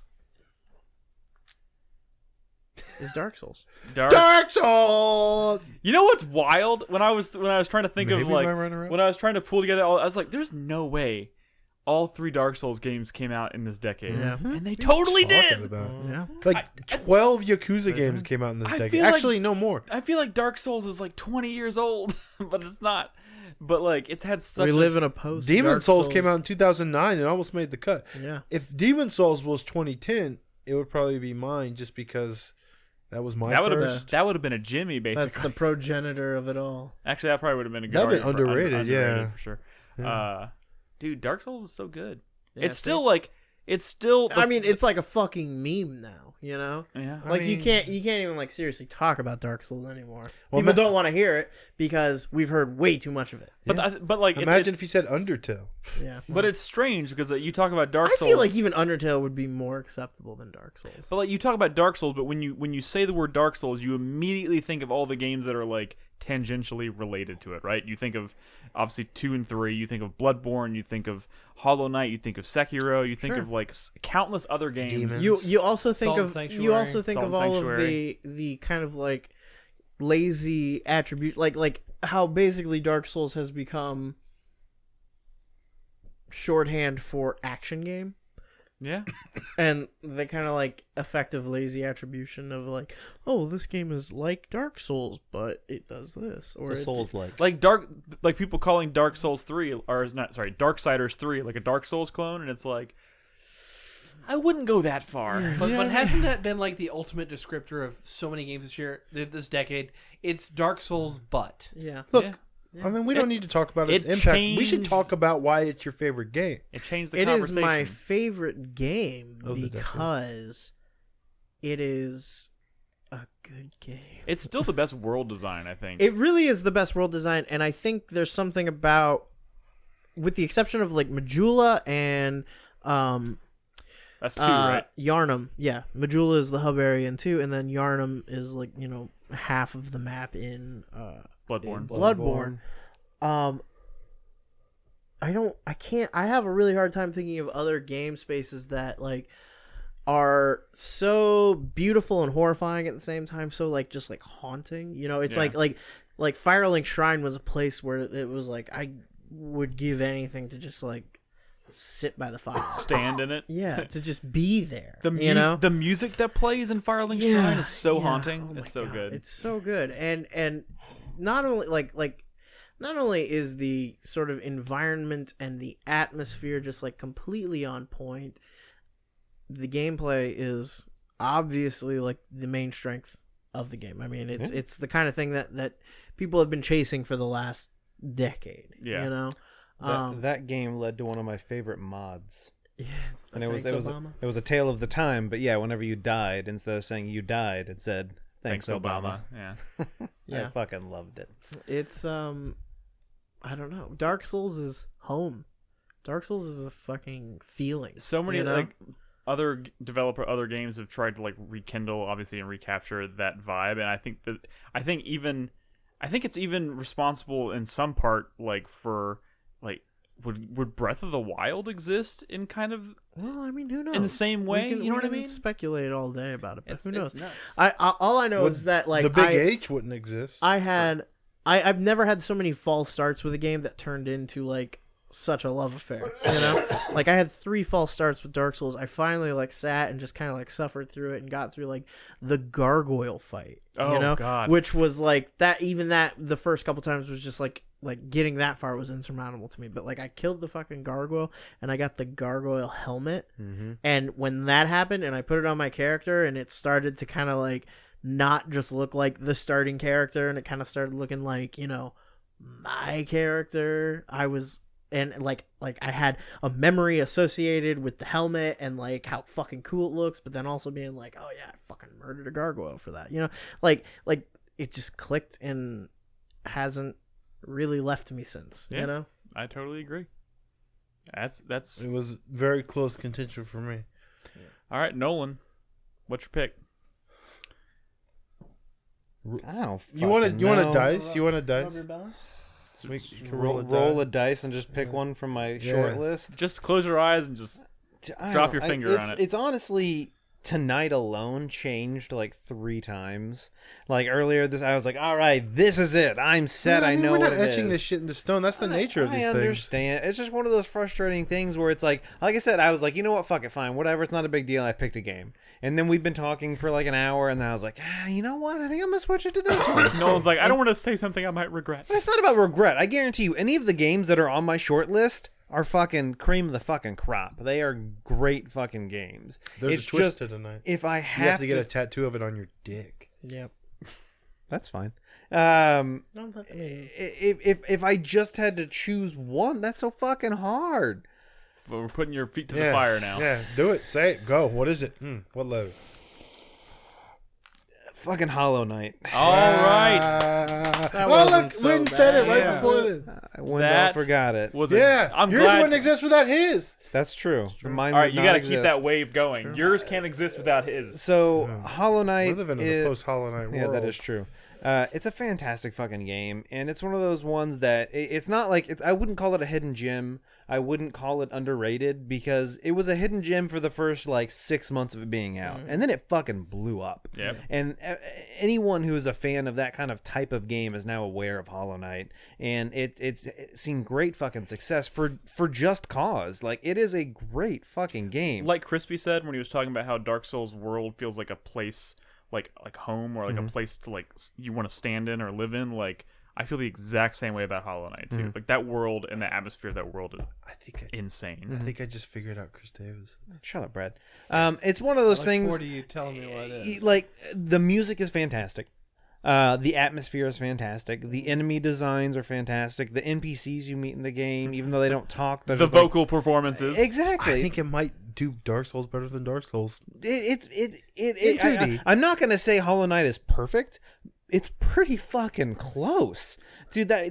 Like I loved every minute I spent with that game, even though there were times where I was constantly dying to bosses. When I was trying to do the Colosseum. Colosseum? Yep. Trying to get that very fucking last one was such a fucking bitch. The first time I fought the Mantis Lords, like, holy shit, dude. Right? It's just one of those things where it's like there are certain times where it's like you're just fucking clenching your fist, but similar to Dark Souls, I fucked up. Like, I didn't die because the game's unfair. I died because I made a mistake. I chose to try and like regen my health at the wrong time, or I chose to, you know what I'm saying? I chose to send off a blast of energy at the wrong time. It's one of those things where you always know you did something wrong. Yep. And I fucking love that game. I can't wait for Silk Song. Every single location, every single place, every single character you talk to So unique. has such personality and character. Oh my god, it's so good. Even the fucking dung beetle, who's your fucking like transport guy, you just transport you around the world, is fucking fantastic. So many great bosses. Yeah. Too. Both of those games have incredible boss fights. I'm gonna change my choice. My guess, Chris Davis starts with M. Brad, what is yours? I don't care about Chris Davis's right now. I want to know what yours is. I'm gonna flip a coin. See, he's No, postponing. Brad said his starts with M. So Hoy. if he names a game that doesn't start with M, then we know he's a waffling. No, I'm gonna bitch. name a game start with F. Bernadette, what did you think I was gonna pick? She's in chat because she says she's judging me. What did you think I was gonna pick? Bafanada. Bafanada. Great That's so good. All right, Brad, what is your winner? And you have to say something that starts with an M because you already told us that, and that's how the rules of this game. It's how it works. That's the covenant. Yeah. Shut the fuck up. That is our bond. Shut the fuck up. My favorite game of the But decade. you're gonna get tattooed on your dick. I can On think your of a good one. face. I can think of a good one. My favorite game of the decade. I'm not saying it's the best. I'm saying it's my favorite. It's one I want to go home and play right now. If I was a weak person, I'd probably play it. It's Monster Hunter World. I Wow. didn't see that coming, actually. Cool. That's a great choice, though. Yeah. Monster Hunter World. I mean, look, I just- I'm not saying it's the best game. it's just my favorite. You know, my roommate It's came my to fucking me favorite. last night and was like, I bought a PS4 to play more games with people, and I've only been playing baseball. What's a good online game I can play? And I like sat him down and showed him Monster Hunter World videos and was like, this is it. I'm just kidding. It's FTL. FTL. Fuck you, Brad. No, it's Monster Hunter World, man. Yeah, fuck you, Brad. I'm muting Brad. No. Stop. Okay. No, you're good. You should have let him keep talking. Stop it, Noel. FTL's great. Just I've talked about Monster Hunter recently, so Yes. The even cats even cook Iceborne, the food. even Iceborne, but everything. It's everything. All the little details. It's my favorite playing game. You know, I think the combat encounters, like every fight in this game is the best enemy encounter and boss fight I've ever fought. It's so, there's never been a fight more epic than the ones you have in Monster Hunter, but it has all of the addictive stuff, the crunchy stuff that I love so much. I can literally stare at, I could be in a menu of Monster Hunter for an hour, and that you marry the gameplay with the beautiful art and the details, and you watch fucking cat bake bread. I just want to be in that world. It's wonderful. I don't think you want to be in that world. No, I do. I want to be in that world. Well, I want to be in like the village, maybe. Okay, I want to be in the safe haven. Yeah. In the Maybe cantina. I'd be in the cantina with like hanging out with Eat cats. some food. Yeah, With it's some tasty ass food. Never doesn't make me hungry. This is one of the most addictive games I've ever played. The thought of like the next game coming out is like the most exciting thing I could possibly think of as far as like games that have not been announced. When that's announced, I'm just gonna fucking die. This might be my most played game of the decade as well. Wow. Yeah. Like if you combine like Iceborne and Monster Hunter, I'm well over 300 hours. I don't play a lot of like multiplayer games, so it might be that. It's just, I love every inch of this game. I think it's the perfect game. I think it's my perfect game, and that's why it's my favorite. Awesome. Yeah. Well, it's a good choice. Lance bro for life, Hammer bro on the other hand. I get the hammer on my dick. I was actually thinking about getting a What are you, Nathan Fillion? I was actually thinking about getting a Monster Hunter tattoo, not on my dick. not on my dick, to be clear. Yeah. I don't know where, but I was actually thinking about getting the hammer icon as a tattoo. How about on the side of your face? As a teardrop. That'd be cool. stamp. Like the hammer is a teardrop. Yeah. Hammer life. Oh my god. All right. My game of the decade, I'm sure you can probably already figure it out, is Red Dead Redemption 2. I think this game it speaks to me on a level because it marries really immersive like Sims like gameplay with a really, really well told story. I think legit one of my favorite moments in gaming of the entire decade was the day I took the day off work to play Red Dead on launch day, and I remember the first moment where they kind of like after you get through like all the intro stuff and you get through the prologue chapter and you get that first moment where you're like, okay, I can leave camp and I can just go see the world. And I like walked out onto this field, and I remember standing there in this field and just hearing the wind blow and like seeing like there was like a deer like 20 feet away from me or whatever, and it was just like. And I just remember looking at how massive and how beautiful it was and how like it went as far as the eye can see, and I was like, I can't wait to go out there and just see what there is to find. And there is so much cool stuff to find in that game. So many like little details, so many like Easter eggs and just like weird shit that's kind of scattered about. But on top of that, it has, in my opinion, some incredible combat scenarios. Incredible writing for like all the like just even the minute to minute like stuff inside the missions I think is incredible. A lot of really fun setups for missions as well. The stranger missions that I love from Red Dead Redemption 1 come back and are once again one of my favorite parts of the game.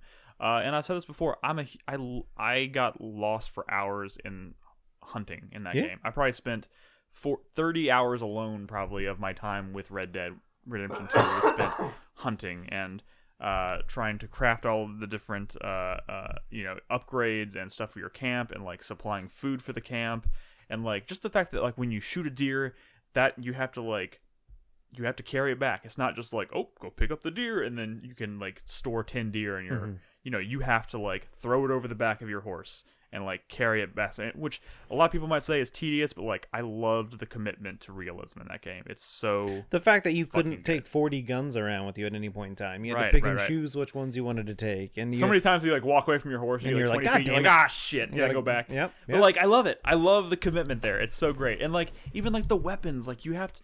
If you want to like shoot a rabbit and not fucking destroy its pelt, you have to use like a varmint rifle. Can't use a shotgun on a rabbit. I know and it expect obliterates to be good. them. It's so it's so No, good. I agree with you. I did spend a lot of time hunting. That was one of the things where often for deer I wouldn't even use guns. I would lasso them. Yep. And then you walk up and you finish them close and personal, and then you get that perfect skin. And you can either I often would just leave the carcass for the vultures. No, obviously things would eat it, and I would just take the skins, and I would just have a fucking pile of skins on the back of my horse. Yeah, it's so good. And then of course all the narrative moments in that game, of which there are many that are just one of the crazy few good. games that I shed some tears at the end. I said earlier when we were talking about The Last of Us, I said Last of Us was one of 2 games of this decade that made me like actually cry. Both times I played it, but Red Dead Redemption 2 is the other. But also, I think for a different reason than some other people think, that when Arthur says "I'm sorry," that's what made me cry. That's a good moment. I was fucking devastated. When Arthur said, "I'm scared," that's When did he say I'm scared? when he's talking to the nun. Oh, okay. Yeah, I would say when he says thank you to his horse. Oh, fuck! Well, that's what I was referring to, Chris Davis. He says I'm sorry to it, I love this game. and then he says thank you. It's so good. Sorry. Red Dead Redemption 2 is my game of the decade. Chris Davis, you are the final award for the night. Is it M? My game does Don't not listen to start him. with an M. It does not. Damn it. This game is one that came out earlier in the decade, but it has stuck with me throughout. I've played it through probably a dozen times, and I've tried to experience everything that's possible with the game, and every time I played it, there was just something new I was exploring. Mario Something new I was Galaxy 2. experiencing. And that game is Dishonored. Dishonored. That's a good Half-Life choice. 2 is one of my favorite games of all time. So It's wait, going to be on my top 10 list eventually. Wait, so you say Dishonored Wait. 1 or 2? Wait, Dishonored you start 1. talking about Dishonored Half-Life. I'm confused. Okay. Half-Life 2 is one of my favorite games of all time. That's It's gonna not be on my list. Dishonored. There are very few games that can be compared to that environmental storytelling with that gameplay loop, with those well-written characters that you come to love and enjoy, and Dishonored is one of those very few games that gets that close. The fact that you find like mission objectives in that game, just if you choose to listen, like eavesdrop on the right people, or if you're in the right place at the right time, like how it There's just, an incredible amount of organic like storytelling and exploration, and how the game, it's one of the few games that it is a revenge story at the end of the day. Yeah. But you can choose to be benevolent, or you can be the most violent motherfucker in the world, and the consequences of your actions are clear as day. I really enjoyed playing through a pacifist run on my first play, just to see exactly how far can I stretch this concept. And I was able to do it. I killed no one, and I got a satisfactory ending and reunited with Emily for this wonderful moment. Chris Davis. I fucking love Dishonored. you have played it since then and not done the Chris- pacifist run, right? Chris Davis. Yeah, I have. When I asked you what it started with, if you said D, we would have all like fallen out of our seats. It would have been awesome.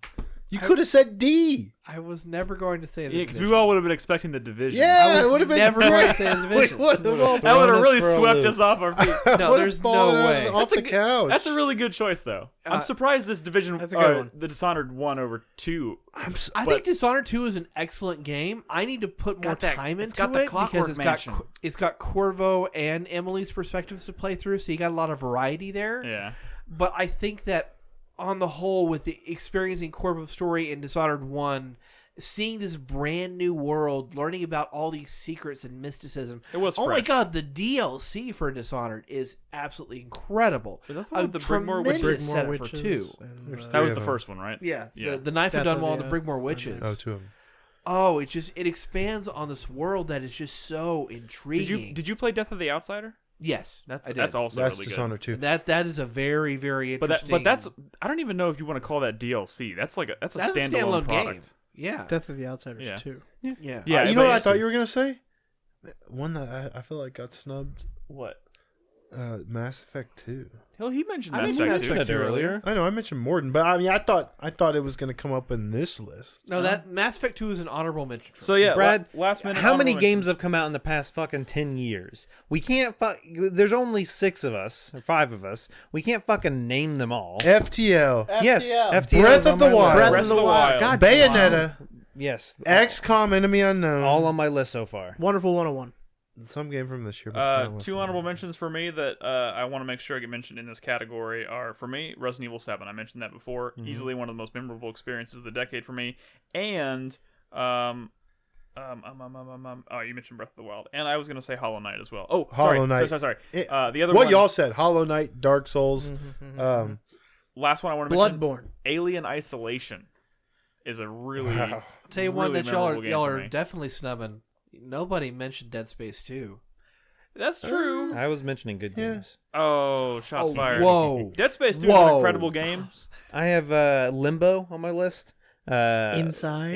Frostpunk is, I mean, that's probably just me, not anyone else, but that's fine. Am I gonna be the one to say Minecraft? No, I have Minecraft on my short list. I have Super Mario Galaxy 2.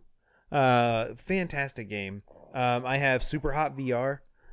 Rogue Legacy. Yeah, Super Hot VR was a consideration for me as one of the best. Rogue Grand Legacy. Grand Theft Auto 5. Divinity Original Sin. Dragon's Grand Theft Auto Dragon's 5? Dogma. Dragon's Dog. Which playing right now for the So Revival Club. GTA Subnautica. 5 was going to come up earlier on my list for best characters of the decade. yeah. Trevor is is fucking great. But also Michael and Franklin. They Well, are really and good so that's too. the hard part with that because the three of them, I think, are a character in that game. The way they Yeah. interact with each other, the way you're switching back and forth. I think that was kind of what I didn't. Well, you're going on too long earlier. But you so were I bring it always up. excited to see what's going on with Do you Trevor. remember when we first started talking about the first season of Walking Dead, and everyone was talking about the favorite characters of the year, and they talked about Lee, Yeah. and they talked Yes. about Clementine, Yes. and I gave my favorite character of the year to Kenny. Kenny. And people Kenny. were so pissed off. Dude.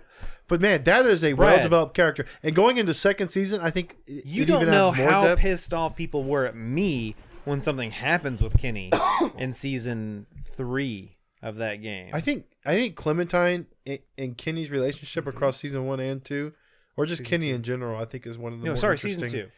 My more choice interesting. with it. But so here's a game that I don't know where it belongs. And I guarantee you it's not on Walking anyone's Dead? list. Oh. No, I guarantee you I don't think any of y'all are going to think about it. Okay. And it's a game I first saw in 2010. Okay. Spy Party.